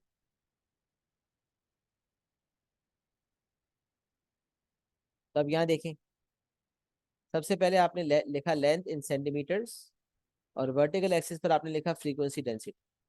वर्टिकल एक्सिस हॉरिजॉन्टल एक्सिस पर वही लिखा जाता है जिस हिसाब से डाटा होता है। डाटा में लेंथ थी, सवाल में लेंथ की बात हो रही है, वो भी लेंथ इन सेंटीमीटर्स की बात हो रही है, लिहाजा हॉरिजॉन्टल एक्सिस पर मैं लेंथ इन सेंटीमीटर्स लूंगा। क्या लूंगा भाई? Length in centimetres. तो आपको नजर आ रहा है हॉरिजॉन्टल एक्सिस पर length in centimetres, vertical axis पर आप लेंगे फ्रीक्वेंसी डेंसिटी, क्योंकि क्लास इंटरवल्स अनइक्वल थे और आपने फ्रीक्वेंसी डेंसिटी निकाली है। अच्छा, अब एक बात याद रखें कि अगर आपको हॉरिजॉन्टल एक्सिस पर 0 से लेकर 60 तक फिट करना है, तो आपका जो ग्रिड दिया हो, आपके पास जो ग्रिड होगी वो लिमिटेड ग्रिड होती है। उस ग्रिड पे आप देख लें इतनी जगह कितनी जगह दी। तो अगर आपके पास लेट सपोज 1 1 सेंटीमीटर के 6 ब्लॉक्स है तो हर सेंटीमीटर पे 10 आएगा। और अगर आपके पास जगह ज्यादा है, जैसे 12 ब्लॉक्स दिए हुए, तो हर 1 सेंटीमीटर पे आप 5 भी ले सकते हैं, जैसे यहाँ लिया गया। तो 2 सेंटीमीटर इक्वल्स टू 10 यूनिट्स। ये एक ब्लॉक 1 सेंटीमीटर का होता है, याद रखें। अच्छा, यूजुअली आपके स्कूल वगैरह में जो पेपर्स होते हैं उसमें क्योंकि प्रिंटिंग उस साइज पर नहीं होती जिस साइज पर कैम्ब्रिज का पेपर होता है, कैम्ब्रिज का पेपर A4 साइज पर नहीं होता, और स्कूल में जो यूजुअली पेपर्स होते हैं वो A4 साइज होते हैं, जिसकी वजह से आप अगर सेंटीमीटर रूलर से अगर आप मेजरमेंट करने बैठते हैं तो 0.9 समथिंग सेंटीमीटर बन रहा होता है ब्लॉक। अब बच्चा कंफ्यूज होता है कि सर 1 सेंटीमीटर है क्या है। आप ये समझ लें कि ये एक ब्लॉक जो है ये 1 बाय 1 का होता है। ओरिजिनल कैम्ब्रिज पेपर में ये 1 बाय 1 का होगा, लेकिन अगर आपके पास जो स्कूल वगैरह में एग्जाम्स आ रहे हैं या अगर मैं एग्जाम दे रहा हूँ और आप उसको अपने प्रिंटर पे प्रिंट कर रहे हैं, तो फिर वो 1 सेंटीमीटर से थोड़ा कम होगा। तो आपको मेजर या लेबल कर आपको मेजरमेंट करने की कोई जरूरत नहीं है। आपको ये पता होना चाहिए कि हर एक ब्लॉक 1 बाय 1 का होता है। तो यहाँ मैंने स्केल जो लिया हुआ है वो है 2 centimetre equal to 10 units horizontal axis पर, बल्कि वर्टिकल पे भी है ये 2 सेंटी नहीं बल्कि डिफरेंट है। वैसे लिखने की जरूरत नहीं है, लेकिन मैं आपको समझाने के लिए लिख रहा हूँ कि हॉरिजॉन्टल एक्सिस पर जो आपका स्केल है वो है 2 सेंटीमीटर इक्वल टू 10 यूनिट्स। क्योंकि आपने स्केल भी ऐसा लेना है ना कि आपका फिट पूरा हो जाए। और वर्टिकल एक्सिस पर आपका जो स्केल है वो है 2 सेंटीमीटर इक्वल टू 1 यूनिट।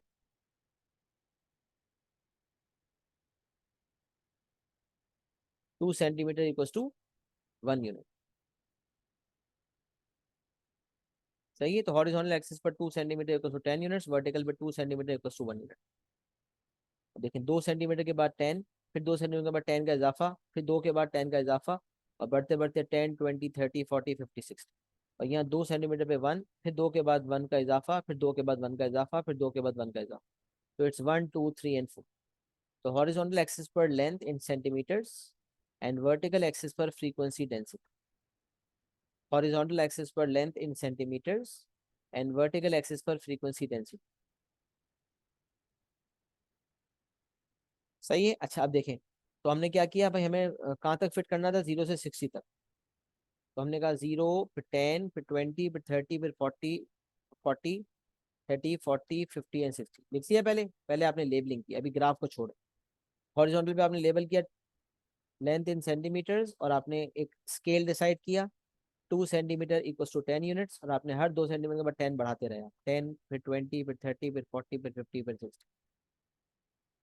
अच्छा, फिर वर्टिकल एक्सिस पर आपने स्केल लिया 2 सेंटीमीटर को 1 यूनिट। आपको फ्रीक्वेंसी डेंसिटी एडजस्ट करनी थी। आपने देखा मैक्सिमम फ्रीक्वेंसी डेंसिटी 3.6 है, तो आप समझ लें 0 से लेकर 4 तक आपने 4 तक लेकर जाना। तो आपने ग्रिड पे देखा बहुत जगह है, आपने कहा 2 सेंटीमीटर को 1 यूनिट, तो फिर 1, फिर 2 के बाद 2 सेंटीमीटर के बाद एक और में इजाफा हो गया, फिर एक इजाफा 2 के बाद फिर एक इजाफा।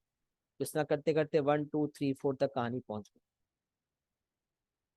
अब आपने देखना है कि इंटरवल की शुरुआत कहाँ से हुई। 0 से इंटरवल शुरू हुआ और इंटरवल खत्म हुआ है 20 पर। स्टार्टिंग हुई है 0 पर और एंडिंग हुई है 20 पर।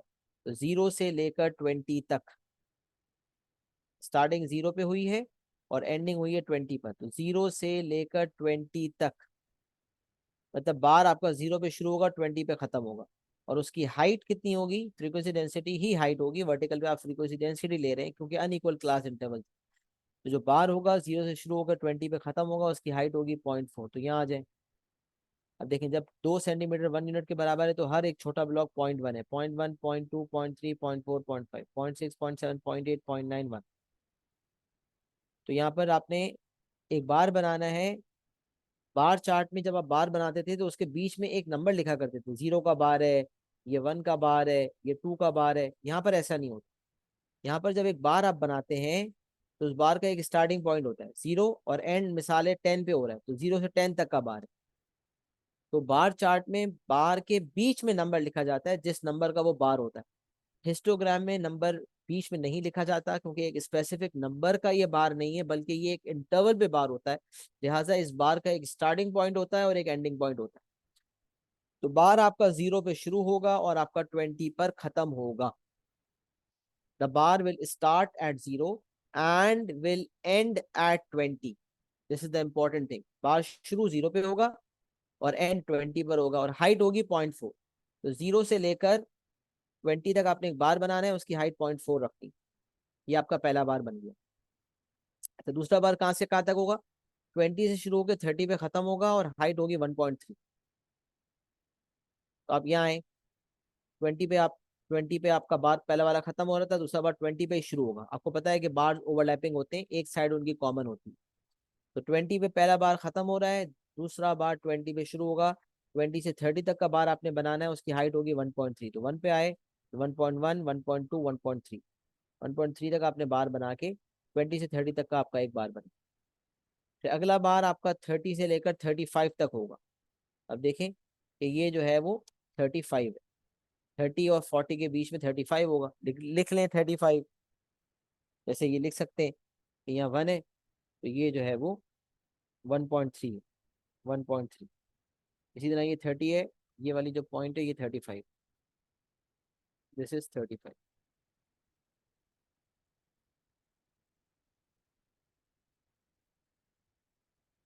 सही है जनाब, ये आपका जो है ये 45।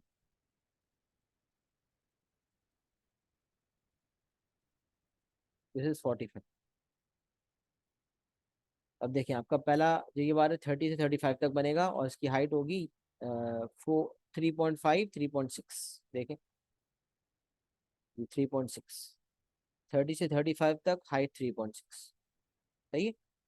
30 से 35 तक हाइट 3.6। फिर आप अगला देखेंगे 35 से 45 तक होगा और हाइट होगी 2। 35 से 45 हाइट होगी 2। अच्छा, मैं बार हिस्टोग्राम बना हुआ देखकर डाटा देख रहा हूँ। यूजुअली डाटा से हिस्टोग्राम बनाते हैं। इस डाटा देखें, 30 से 35 तक हाइट 3.6, 35 से कंटिन्यू होकर 45 तक हाइट होगी 2, फिर 45 से 60 तक हाइट होगी 0.8। आ जाए 45 से 60 तक और हाइट होगी 0.8। 1 से नीचे 1 यहाँ पर है, इससे 0.1 0.2 नीचे 0.8 तक आता है। तो ये आपका जो है वो हिस्टोग्राम बन गया। मुझे बताएं, क्या हम सबको समझ आया है कि हमने हिस्टोग्राम कैसे बनाया है? Do we all know how to draw a histogram?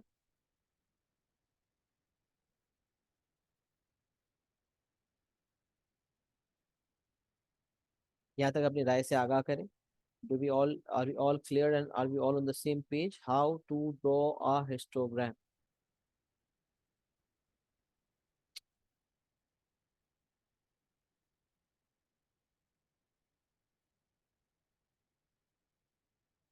चलें, ग्रेट। अच्छा, अब देखें यहाँ मैंने एक बात जो लिखी हुई है वो बड़ी इंपॉर्टेंट है। वो ये कि यहाँ तो डाटा चले आपका 0 से स्टार्ट हो रहा है। मिसाल है, आपका डाटा शुरू ही इस तरह से होता, 40 से शुरू होता, समझ लें ये नहीं है। यहाँ से शुरुआत है, 30 से शुरुआत, तो या 40 से शुरुआत। तो अब इसमें दो ऑप्शन होते हैं आपके पास। अगर आपके पास 40 से शुरुआत है लेकिन आप इसी तरह लेबल करते हैं 0, 10, 20, 30, 40, तो ये सारी जगह तो ब्लैंक हो जाएगी, तो खाली जगह खाली हो जाएगी, यहाँ तो कोई बार बनेगा ही नहीं। अच्छा, पहले जो है ना एग्जामिनेशन में, काफी साल पहले, बहुत साल हो गए, 10-15 साल की पहले की बात है, कि उस वक्त ग्राफ पेपर हुआ करता था। मतलब जब मैंने ओ लेवल्स दिया था तो उसमें हमें ग्राफ पेपर मिला करता था। तो ग्राफ पेपर पे हम ग्राफ बनाया करते थे, तो उसमें तो फिर जगह बहुत ज्यादा होती थी, अच्छी खासी होती थी, क्योंकि हर ग्राफ बनाने के लिए जनरल ग्राफ पेपर होता था। बट अब ये होता है कि एग्जामिनर ग्रेड देता है, and the grade that is given to us will depend and will vary from question to question. Question के हिसाब से वो ग्रेड वेरी कर रही होती है। तो कभी कभार वो ग्रेड छोटी होती है और कभी कभार वो ग्रेड जो है वो बड़ी होती है, डिपेंडिंग कि वो कितना डाटा फिट इन करवाना चाह रहा है। अब उसमें अगर मैं इतनी जगह जाया कर दूंगा तो फिर क्या होगा? तो इसको दो तरीके से ट्रीट किया जाता है। इसको जर्क लाइन या जैगेड लाइन कहा जाता है। जिसको हार्ट बीट का साइन भी कुछ लोग कहते हैं। Usually this is known as jerk line और जैगेड लाइन। कि डायरेक्ट 0 से शुरू करके हमने एक जंप मारा 40 तक। अच्छा, एक गलती क्या होती है मैं आपको बताता हूँ। 0 से शुरू करके यहाँ 40 लिख दिया और फिर उसके बाद 50, 60, 70, मतलब अगर 1 सेंटीमीटर या 2 सेंटीमीटर इक्वल टू 10 यूनिट्स है, तो शुरू में 2 सेंटीमीटर के ऊपर 40 यूनिट्स कर दी। पहले पहले मूव पे पहली दफा 40 यूनिट्स है और उसके बाद 10 10 यूनिट्स है। 40 यूनिट्स है फिर 10 10 यूनिट्स है। अब ये लीनियर स्केल के खिलाफ है। लीनियर स्केल का मतलब कांस्टेंट स्केल होना चाहिए, चेंज नहीं होना चाहिए। तो 0 से डायरेक्ट 40 और फिर उसके बाद 10 10 का फासला नहीं, ये अप्रोप्रिएट नहीं। इसका तरीका है कि अगर 0 से डायरेक्ट 40 पे जाना चाहते हैं ना, तो आप 0 के बाद एक जर्क लाइन बनाएं और फिर डायरेक्ट 40 से स्टार्ट करें। इससे आप ये बताते हैं कि मैं डायरेक्ट शूट करके 40 पे आ रहा हूँ। या मिसाल 100 से शुरुआत हो रही है तो आप डायरेक्ट 100 पे आ जाओ। तो पहले हम ग्राफ पेपर पे ये किया करते थे, जो हमारे पास जनरल ग्राफ पेपर होता था। अब इससे भी ज्यादा स्मार्ट मूव है, क्योंकि अब इतनी भी जगह नहीं होती बाज औकात कि ये जर्क लाइन बना के हम कुछ ब्लॉक जाया करें। बिल्कुल नेक टू नेक, इतना बॉटल नेक होता है। मतलब इतना लिमिटेड ग्राफ होता है कि उसमें आपका जो गिवन डाटा है वो फिट इन आ जाए, वही बहुत। तो इसका फिर हल ये होता है कि हम फॉल्स ओरिजिन करते हैं, मतलब ओरिजिन बदल देते हैं। यूजुअली ओरिजिन 0,0 होता है ना, हम इसको इस तरह करते हैं कि हम वर्टिकल की शुरुआत, हॉरिजॉन्टल की जो शुरुआत है, वर्टिकल एक्सिस बनाई, हॉरिजॉन्टल एक्सिस बनाई। वर्टिकल एक्सिस की जो शुरुआत है वो 0 से ही करते हैं, यानी कि फ्रीक्वेंसी डेंसिटी की शुरुआत 0 से होगी। बट जो लेंथ है उसकी शुरुआत ही हम 40 से करते हैं। मतलब ये 0,0 को हम बदल के 40,0 कर देते हैं। अब देखें कैसे, अगर डाटा 40 से शुरू हो रहा है तो अब हम 40 से ही ओरिजिन ओरिजिन की जगह हम 0,0 को बदल के, वरना यूजुअली तो ऐसा होता है ना, यहाँ भी 0 होता है यहाँ भी 0 होता है, लिखते हम नहीं है। हम खाली ओरिजिन लिखते हैं, यहाँ पर एक जगह लिखते हैं, ये हमारी प्रैक्टिस ही होती है। बट असल में वो होता ही है, यहाँ से भी 0 शुरुआत होती है, यहाँ से भी 0 शुरुआत होती है। बट अब हम क्या करेंगे, जब हमने इसको बदलना है तो फिर हम इसको 100 से शुरू करना चाह रहे हैं, इसको 0 से शुरू करेंगे। अच्छा, वर्टिकल की शुरुआत हमेशा 0 से ही होती है, हमेशा नहीं कहेंगे, लेकिन यूजुअली जो फ्रीक्वेंसी वाले सवाल होते हैं, क्योंकि फ्रीक्वेंसी जितनी ज्यादा होगी उतनी हाइट होगी। अगर मैं इसको भी 10 20 से शुरू करूंगा तो फिर वो हाइट ऑफ द बार सही नहीं रहेगी। लिहाजा इसकी शुरुआत फ्रीक्वेंसी के केस में या फिर अब तक जो हमने पढ़ा है, बार चार्ट हो या हिस्टोग्राम हो, बार चार्ट में तो खैर डाटा होता ही स्मॉल है, हिस्टोग्राम में स्पेसिफिकली। तो वर्टिकल एक्सिस की शुरुआत 0 से ही होगी, हॉरिजॉन्टल की शुरुआत जो है किसी भी नंबर से हो सकती है। इससे क्या होगा, अच्छा कभी कभार हमने देखा एग्जामिनर हिस्टोग्राम बना के देता है, जब वो हिस्टोग्राम बना के देता है तो वो खुद यही प्रैक्टिस फॉलो करता है। तो वो प्रैक्टिस जो एग्जामिनर खुद फॉलो कर रहा है, हमें भी वही प्रैक्टिस फॉलो करनी चाहिए आसान भाषा में। तो एग्जामिनर की प्रैक्टिस ये है कि वो 40 से शुरुआत करेगा, डायरेक्ट ये 100 से या जहां से भी डाटा दे रहा है वहां से शुरुआत करेगा, तो हम डायरेक्ट वहीं से शुरू करेंगे, हम एक ब्लॉक भी जाया नहीं करेंगे। तो ये भी एक अप्रोच होती है, ये भी अप्रोच होती है, but we are going to follow this approach, इसीलिए यहाँ टिक किया हुआ है कि we are going to follow this approach. हम ये वाली अप्रोच फॉलो करेंगे, दिस इज रिकमेंडेड, ये रिकमेंडेड है, and this is what the examiner is following on his own. Examiner खुद जो फॉलो कर रहा है वो यही वाली अप्रोच है, लिहाजा we will go for it, right. यहाँ जरूरत नहीं थी इसकी, लेकिन मैंने आपको एक बात इजाफी मेंशन कर दी कि कभी ऐसा होगा तो आप इसको फॉलो कर सकते हैं। सही है। अच्छा, अब ये एग्जाम्पल नंबर 2 भी हम देख लेते हैं, फिर एग्जाम्पल नंबर 3 बच जाएगा।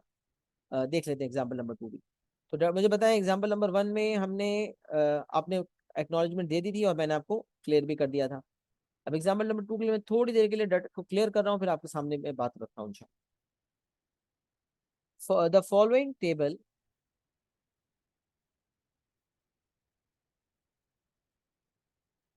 थोड़ी देर डाटा क्लियर किया है मैंने सिर्फ आपके लिए, ताकि आप डाटा को देख सकें ओरिजिनल फॉर्म।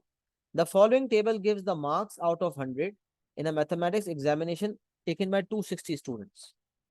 260 स्टूडेंट्स ने 260 स्टूडेंट्स ने एक मैथ्स का एग्जाम दिया, और मैथ्स का वो एग्जाम देने के बाद ये डाटा आया। 30 से 39 मार्क्स देने वाले 30 स्टूडेंट्स थे, 40 से 49 वाले 50 थे, 50 से 69 वाले 40 थे, 70 से 89 वाले 100 थे, और 90 से 99 वाले 40। कुल मिला के 260 स्टूडेंट्स हैं, चेक करना चाहते हैं, तमाम फ्रीक्वेंसीज को ऐड कर लें, इन सब का सम 260 बन रहा होगा। अच्छा, मसला ये है कि हिस्टोग्राम बनाने का कहा तो जा रहा है, लेकिन आप देखें डाटा कंटिन्यूस नहीं। 30 से 39, पहला पहला इंटरवल 39 पे खत्म हो रहा है, दूसरा 40 पे शुरू हो रहा है। पहला 49 पे खत्म हो रहा है, दूसरा 50 पे शुरू हो रहा है। पहले सॉरी, दूसरा वाला 49 पे खत्म हो रहा है, तीसरा 50 पे शुरू हो रहा है। तीसरा 69 पे खत्म हो रहा है, चौथा 70 पे शुरू हो रहा है। तो आप देखें यहाँ भी गैप है, यहाँ भी गैप है, यहाँ भी गैप है, यहाँ भी गैप। तो आपको नजर आ रहा है कि इंटरवल्स के दरमियान गैप है, गैप। जब इंटरवल्स के दरमियान गैप होगा तो उस गैप को हम एलिमिनेट करेंगे, we will be eliminating that gap. हम उस गैप को एलिमिनेट करेंगे। गैप को एलिमिनेट करने के लिए क्या करना होगा, तो मैं आपको मिसाल देता हूँ। दो लोगों में नाराजगी चल रही है, राइट। दो लोग हैं, उनमें नाराजगी चल रही है, उस नाराजगी को खत्म करना है। तो नाराजगी को खत्म करने के लिए क्या बोलेंगे कि भाई तुम्हारी कुछ रिजर्वेशंस हैं और तुम्हारी भी कुछ रिजर्वेशंस हैं, दोनों बंदों की कुछ रिजर्वेशंस हैं। तो कुछ बातें मिस्टर ए की मान लेते हैं, कुछ बातें मिस्टर बी की मान लेते हैं। अब इन दोनों को मिलाना है तो तीन पॉसिबिलिटीज हो सकती है। मिस्टर ए को बोला भाई तुम ही समझौता करो और हाथ मिला लो मिस्टर बी से। दूसरी पॉसिबिलिटी, मिस्टर बी को कहा तुम समझौता करो और हाथ मिला लो मिस्टर ए से। और तीसरी पॉसिबिलिटी ये है कि मिस्टर ए को बोला एक कदम तुम बढ़ाओ, मिस्टर बी को बोला एक कदम तुम बढ़ाओ। दोनों ने एक एक कदम बढ़ाया और मिल गए, हाथ मिला लिया। तो जब दो लोगों में डिफरेंसेस हैं तो पहला तरीका तो ये है कि पहले को ही कॉपरेट करने का कहा जाए, दूसरा तरीका ये है कि दूसरे को कहा जाए, और तीसरा तरीका जो सबसे बेस्ट है वो ये कि दोनों को कहा जाए कि थोड़ी थोड़ी लचक दिखाओ और हाथ मिला। यही काम हम यहाँ भी करते हैं। पहला क्लास इंटरवल एंड हो रहा है 39 पर, दूसरा इंटरवल शुरू हो रहा है 40 पर। इन दोनों में आपको जो गैप नजर आ रहा है वो है 1 का। तो जो भी गैप होता है उस गैप को नोट किया जाता है और उस गैप को डिवाइडेड बाय 2 किया जाता है। गैप 2 को, वन वन के गैप को खत्म करने के लिए 1 के दो हिस्से करेंगे, तो 1 डिवाइड बाई 2 0.5 आ जाएगा। तो 39 को बोलेंगे तो 0.5 से ऊपर आ जाओ, और 40 को बोलेंगे तो 0.5 से नीचे आ जाओ, तो मुलाकात हो जाएगी। 39 नीचे है, 40 ऊपर है, और हमें इनको मिलाना है। 39 को बोलेंगे तुम ऊपर आ जाओ, 40 को बोलेंगे तुम नीचे आ जाओ, तो क्या हो जाएगी, मुलाकात हो जाएगी। 39 को बोलेंगे ऊपर आ जाओ, 40 को बोलेंगे नीचे आ जाओ, तो मुलाकात हो जाएगी। तो मुलाकात के लिए ये जरूरी है कि एक को उठाया जाए और एक को गिराया जाए। तो यही तरीकेकार होता है कि whatever the gap is, whatever the gap is, we always divide that gap by 2 and using this gap. अब मैं जो बात कर रहा हूँ बड़ी इंपॉर्टेंट है, हर लोअर क्लास लिमिट को 0.5 से लो कर दें, हर अपर क्लास लिमिट को 0.5 से अप कर दें। लोअर क्लास लिमिट्स को लो कर दें, अपर क्लास लिमिट्स को अप कर दें। लोअर क्लास लिमिट्स को लो कर दें, अपर क्लास लिमिट्स को अप कर दें। वेरी वेरी इंपॉर्टेंट स्टेटमेंट जो मैं बात कर रहा हूँ बड़ी इंपॉर्टेंट है। हर लोअर क्लास लिमिट को मजीद लोअर कर दें, हर अपर क्लास लिमिट को मजीद ऊपर कर दें, तो फिर जो फासला था वो खत्म हो जाएगा। डाटा कंटिन्यूस बनाने का ये राज होता है। अच्छा, ये जो मार्क्स हैं, ये ओरिजिनल दिए हुए ये कहलाते हैं क्लास इंटरवल्स। और जब डाटा कंटिन्यूस बनाया जाता है, 0.5 ऐड सब्ट्रैक्ट कर रहे हैं ना जैसे, अच्छा जरूरी सिर्फ 0.5 ऐड सब्ट्रैक्ट करें बेटा, क्योंकि यहाँ गैप जो है वो 1 का है, लिहाजा 1/2 लिया। मिसाल है गैप 10 का होता तो 10/2 करके 5 आता। अच्छा, ऐसा नहीं हो सकता कि यहाँ गैप 10 का है और बाकी यहाँ गैप 1 का है तो आगे गैप कहीं कुछ और हो।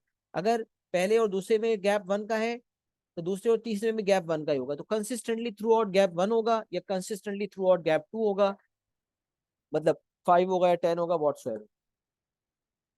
यूजुअली 1 होता है लेकिन कुछ और भी हो सकता है। जो भी गैप होगा उस गैप को आपको डिवाइडेड बाय 2 करना होगा, और गैप को डिवाइडेड बाय 2 करने के बाद, गैप को डिवाइडेड बाय 2 करने के बाद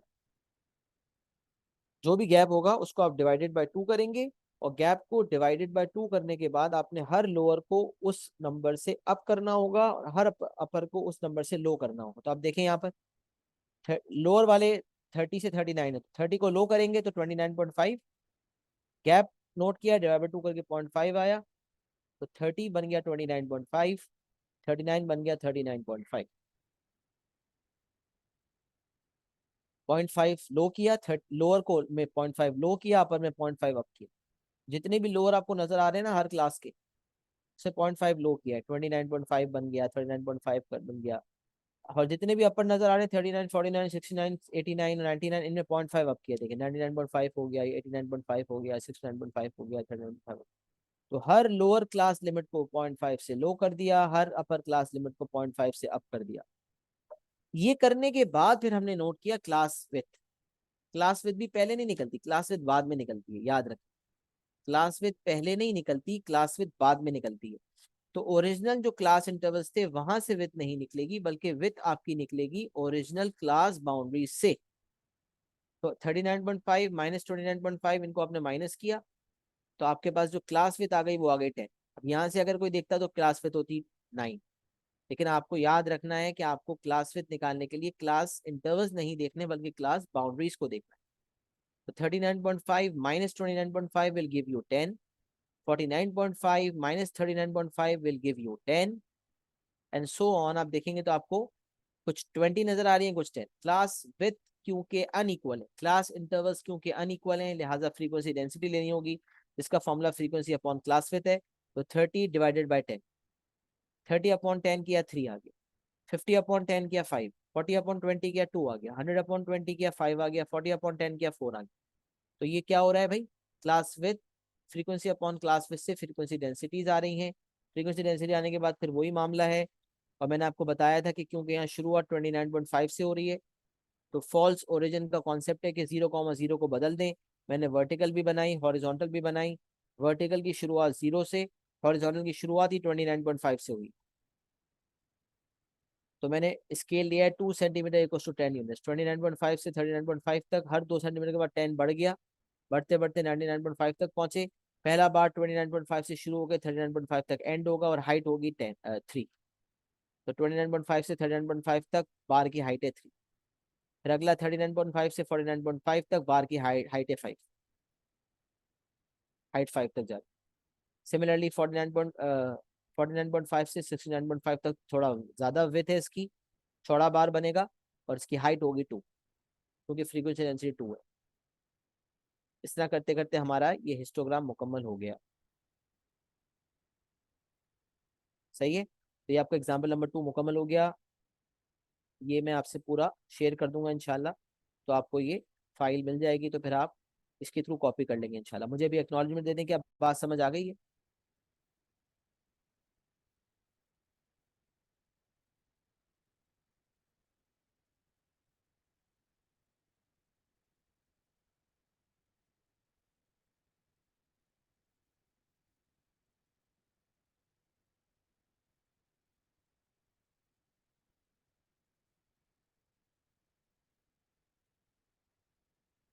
अच्छा जी,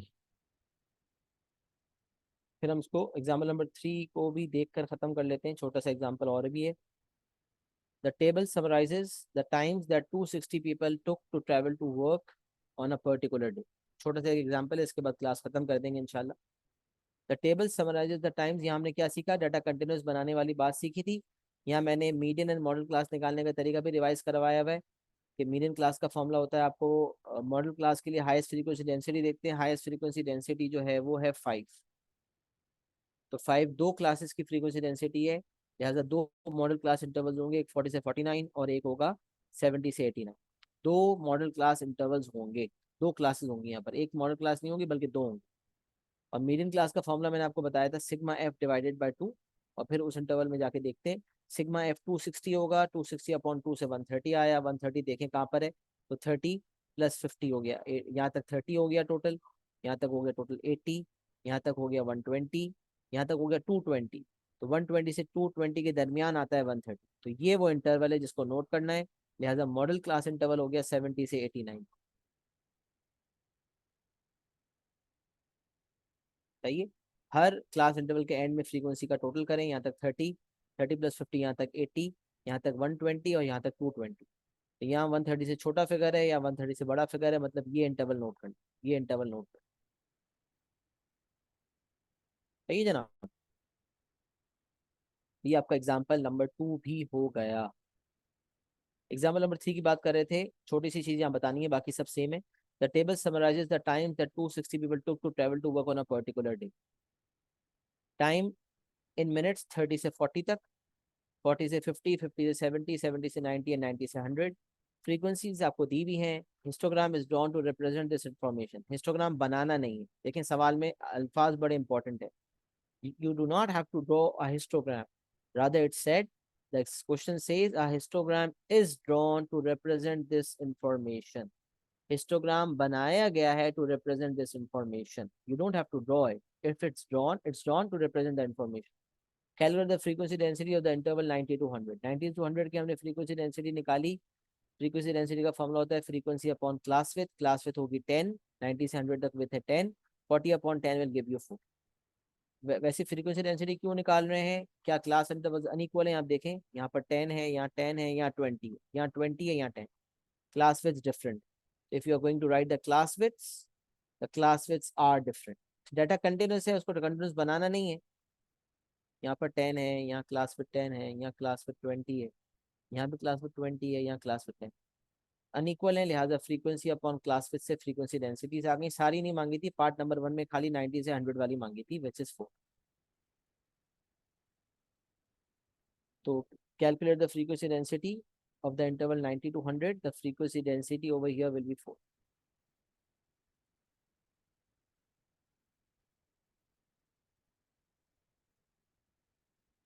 अच्छा, उसके बाद पार्ट 2 में कह रहे थे rectangle representing the people with times in the interval 40 to 50 has width 215 and height 10। अब देखिए यहाँ इंपॉर्टेंट डिफरेंट कॉन्सेप्ट है। कभी कभार सवाल आता है उसमें वो विथ और हाइट का जिक्र करता है। अब आपने जैसे ही पढ़ा कि यार रेक्टेंगल जो है वो तो बार होता है, और बार की विथ तो वही होती है जो क्लास विथ होती है। यूजुअली तो यही पढ़ते हैं ना, कि जब हम एक बार बनाते हैं, मेरा बार इज ड्रॉन, जब एक बार बनता है तो टेढ़ा बन रहा है इससे। अगर मैं इसको सीधा बार बनाऊं तो सीधा बन ही नहीं रहा माशाल्लाह से। वर्टिकल लाइन है, ये वर्टिकल लाइन है, ये हॉरिजॉन्टल लाइन है,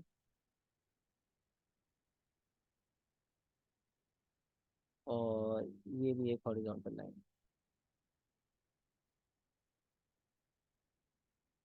सही है, ये बार बन गया आपका, सही है।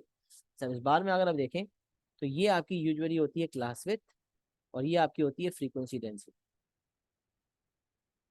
तो फ्रीक्वेंसी डेंसिटी की जगह वो कह रहा है कि क्लास विथ की जगह वो विथ का जिक्र कर रहा है। ये जो बार बना उसकी विथ ये है, और जो बार मैंने बनाया उसकी हाइट ये है। बार की हाइट की बात कर, तो ये बात आप समझ लें, बहुत अच्छी तरह समझ लें। हम यूजुअली हाइट की जगह, जब अनइक्वल क्लास इंटरवल्स होते हैं तो हम हाइट की जगह फ्रीक्वेंसी डेंसिटी लेते हैं, और विथ की जगह हम क्लास विथ लेते हैं, है ना। लेकिन जरूरी नहीं है कि जब वर्टिकल जब क्लास इंटरवल अनइक्वल हो तो हम फ्रीक्वेंसी डेंसिटी लें, हम कोई और हाइट भी ले सकते हैं, height which is proportional to the frequency density. मिसाल है, अगर फ्रीक्वेंसी डेंसिटी मेरे डेसिमल्स में आ रही है 0.1 0.2 0.5 पॉइंट, छोटी छोटी आ रही है, तो मैं उसको बड़ा करने के लिए क्या करूंगा कि हर फ्रीक्वेंसी डेंसिटी को 10 से मल्टीप्लाई कर दूंगा, कहूंगा यार तमाम फ्रीक्वेंसी डेंसिटी इसको बड़ा करने के लिए 10 से मल्टीप्लाई कर दो, क्योंकि वो काम मैं तमाम एफडीज के साथ कर रहा हूँ, तो फिर कोई फर्क नहीं पड़ेगा, अल्टीमेट बार मेरा सही हिस्टोग्राम बन जाएगा। इसी तरह क्लास विड्थ मेरी आ रही है, कुछ कुछ आ रही है, कुछ आ रही है, तो मैं कह रहा हूँ हर क्लास विड्थ को भाई 5 से मल्टीप्लाई करना है, 10 से मल्टीप्लाई करना है, लेकिन जो करना है सबके साथ करना है। तो यहाँ एक बात बड़ी इंपॉर्टेंट है, द विड्थ्स आर प्रोपोर्शनल, ये बात मैंने लिखी हुई भी है। The width is proportional to class width and the height is proportional to frequency density. तो जब एग्जामिनर ने कहा कि एक rectangle representing the people with times in the interval 40 to 50, इस इंटरवल की बात कर, हैज विड्थ 2.5 एंड हाइट 10, तो आपने नोट कर लिया। आपने कहा यार 40 से 50 की विड्थ तो वही होनी चाहिए जो क्लास विड्थ है, तो हमने कहा क्लास विड्थ क्या है वैसे, तो हमने नोट किया 40 से 50 की क्लास विड्थ 10, क्लास विड्थ 10 है, और वो क्या ले रहा है, वो क्या ले रहा है 2.5 ले रहा है, क्लास विड्थ है 10 और वो क्या ले रहा है, वो 2.5 ले रहा है। व्हाट इज ही डूइंग, क्या कर रहा है वो, क्लास विड्थ 10 है और 2.5 ले रहा है, इसका मतलब वो डिवाइडेड बाय 4 कर रहा है, डिवाइडेड बाय 4 कर रहा है। You have to note the trend, या इसको आप इस तरह से लिख दें कि क्लास विथ और विथ प्रोपोर्शनैलिटी के लिए, क्लास विथ आपकी है 10 40 से 50 वाले की, और वो ले रहा है विथ 2.5, क्योंकि इसने लिखा है ये बात। तो आपने कहा वैसे क्लास विथ ही विथ होती है, लेकिन एग्जामिनर ने क्या किया, क्लास विथ की जगह क्लास विथ नहीं ली, विथ ली है, तो क्लास विथ अगर 10 है तो विथ कितनी ले रहा है 2.5। तो आगे वो पूछ रहा है अच्छा और हाइट क्या है, हाइट फ्रीक्वेंसी डेंसिटी होती है यूजुअली, तो मैंने कहा फ्रीक्वेंसी डेंसिटी 40 से 50 वाले की कितनी है, 5 है, और वो कितनी ले रहा है 10। ये वो चीज है जो एग्जामिनर ने डिफाइन की थी कि विथ 2.5 है, तो मैं कह रहा हूँ लेनी कितनी चाहिए थी 10, और ली कितनी जा रही है 2.5, फ्रीक्वेंसी डेंसिटी 5 है लेकिन हाइट कितनी है 10, तो डायरेक्ट प्रोपोर्शन तो ये कह रहा है कि वो डिवाइडेड बाय 4 कर रहा है क्लास विथ, और फ्रीक्वेंसी डेंसिटी को मल्टीप्लाई बाय 2 कर रहा है। तो जो काम एक के साथ किया जाता है वो सबके साथ किया जाता है। तो आगे वो मुझे कह रहा है find the with and height of the rectangle representing the people with times in the interval 90 to 100। 90 से 100 वाले की बताओ, क्या क्या बतानी है भाई, विथ और हाइट। अब 90 से 100 की जो हमारे पास मुताबिक क्लास विथ है वो कितनी है 10, तो जो भी क्लास विथ होगी उसको डिवाइड बाय 4 किया जाएगा। तो क्योंकि ऊपर वाले की क्लास विथ 10 थी और विथ 2.5 ली जा रही है, तो ये को इंसिडेंस समझ लें कि ये जो दूसरी वाले इंटरवल जिसकी विथ हमें मांगी जा रही है उसकी भी क्लास विथ 10 ही है। जब क्लास विथ ऊपर वाले की 10 थी और विथ 2.5 ली जा रही थी, तो जब नीचे वाले की दूसरे वाले इंटरवल की उसने क्लास विथ मांगी है, तो क्लास विथ अगर 10 है तो इसकी भी क्लास विथ जो है इसकी भी विथ 2.5 ही होगी। तो इसीलिए मैं फिर भी एक तरीका बता रहा हूँ, मिसाल इसकी 20 होती, तो लिखने का तरीका ये था कि अगर क्लास विथ 10 होती है तो विथ ली जाती है 2.5, अगर क्लास विथ जो है वो 20 है तो विथ कितनी ली जाएगी, आपने कह दिया x, and then you can cross multiply करेंगे, you will get the value of x। और डायरेक्ट शॉर्टकट ये है कि अगर 10 डिवाइडेड बाय 4 करके विथ आ रही है, तो यहाँ भी 10 डिवाइडेड बाय 4 कर 20 होता है, तो 20 डिवाइडेड बाय 4 करके ही आपके पास विथ आती, 20 डिवाइडेड 4 होता है 5, तो यहाँ 5 आ जाता। लेकिन यहाँ क्योंकि सेम ही है, ये भी 10 है ये भी 10 है, तो फिर विथ भी सेम ही रहेगी, तो यहाँ पर विथ का आंसर 2.5 होगा। अच्छा हाइट में क्या था, हाइट प्रोपोर्शनल होती है फ्रीक्वेंसी डेंसिटी से। तो हाइट यहाँ पर जो है ऊपर वाला जो इंटरवल है उसकी हाइट है 10, तो फ्रीक्वेंसी डेंसिटी आ रही थी 5, 40 से 50 वाले की बात हो रही है, फ्रीक्वेंसी डेंसिटी थी 5 लेकिन हाइट में ले रहा था 10। तो यहाँ से मैंने नोट कर लिया कि जब फ्रीक्वेंसी डेंसिटी 5 होती है तो हाइट होती है 10। अब उसने किसका पूछा, 90 से 100 वाले का, 90 से 100 वाले की फ्रीक्वेंसी डेंसिटी नोट करें कितनी है 4, तो इसकी हाइट कितनी होगी, तो यहाँ मैंने नोट कर लिया कि फ्रीक्वेंसी डेंसिटी 4 है तो हाइट कितनी होगी x। अगर फ्रीक्वेंसी डेंसिटी 5 थी तो हाइट एग्जामिनर ने ली थी 10, तो जिस इंटरवल की हाइट पूछी जा रही है उस इंटरवल की फ्रीक्वेंसी डेंसिटी 4 है, तो हाइट क्या होगी, तो मैंने कह दिया x, and now I have cross multiply, तो 5x equals 40 and x equals to 8 आ जाएगा। डायरेक्ट भी कर सकते हैं, एफ डी अगर 5 है तो हाइट 10 ली जा रही है, मतलब मल्टीप्लाई बाय 2 करके 10 ली जा रही है, तो अगर एफ डी 4 होगी तो हाइट ली जाएगी 4 मल्टीप्लाई बाय 2 8। तो ऐसे डायरेक्ट प्रोपोर्शनैलिटी का कॉन्सेप्ट भी यूज कर सकते हैं, और डायरेक्ट प्रोपोर्शनल वाला जो तरीकेकार है जो हमने यूनिट 2D में पढ़ा था क्रॉस मल्टीप्लाई वाला, उसको भी फॉलो कर सकते हैं कि एफ डी 5 है तो हाइट 10 है, तो अगर एफ डी 4 होगी तो हाइट क्या होगी x, क्रॉस मल्टीप्लाई करेंगे, तो यहाँ से आप कैलकुलेशन कर लें, तो ये 5x equals 40 and x equals 8 आ जाए। डायरेक्ट निकाल लें कि 5 का डबल 10 होता है तो 4 का डबल 8, या फिर इस तरह क्रॉस मल्टीप्लाई करके निकाल। बॉटम लाइन ये है कि जो विथ एग्जामिनर ने दी हुई है या मांगी है वो हमेशा क्लास विथ से प्रोपोर्शनल होती है। जो उसने दिया हुआ होगा उसकी बेसिस पर हम देख लेंगे और अपना अपना वाला भी निकाल के दे देंगे। Width is always proportional to class width and height is always proportional to frequency density. This was the third and last example, after which we have covered histogram completely, and you will be able to copy the notes and inshallah will be able to solve the past paper questions as well. मुझे बताएं, is it clear to everyone? Clarity आ गई है? Acknowledgement जल्दी से दे दें शाबाश, नमाज का भी टाइम हो रहा है। So I just need an acknowledgement. Is it clear?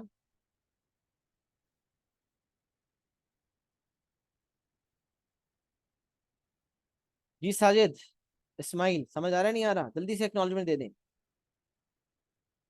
Ji sir. चलिए अल्हम्दुलिल्लाह, अल्लाह का शुक्र है, जो हमने समझना था उसको अच्छी तरह से नोट्स बना लीजिएगा। अपनी अगली क्लास में मुलाकात करते हैं। अपना ख्याल रखिए। अस्सलाम वालेकुम व रहमतुल्लाह।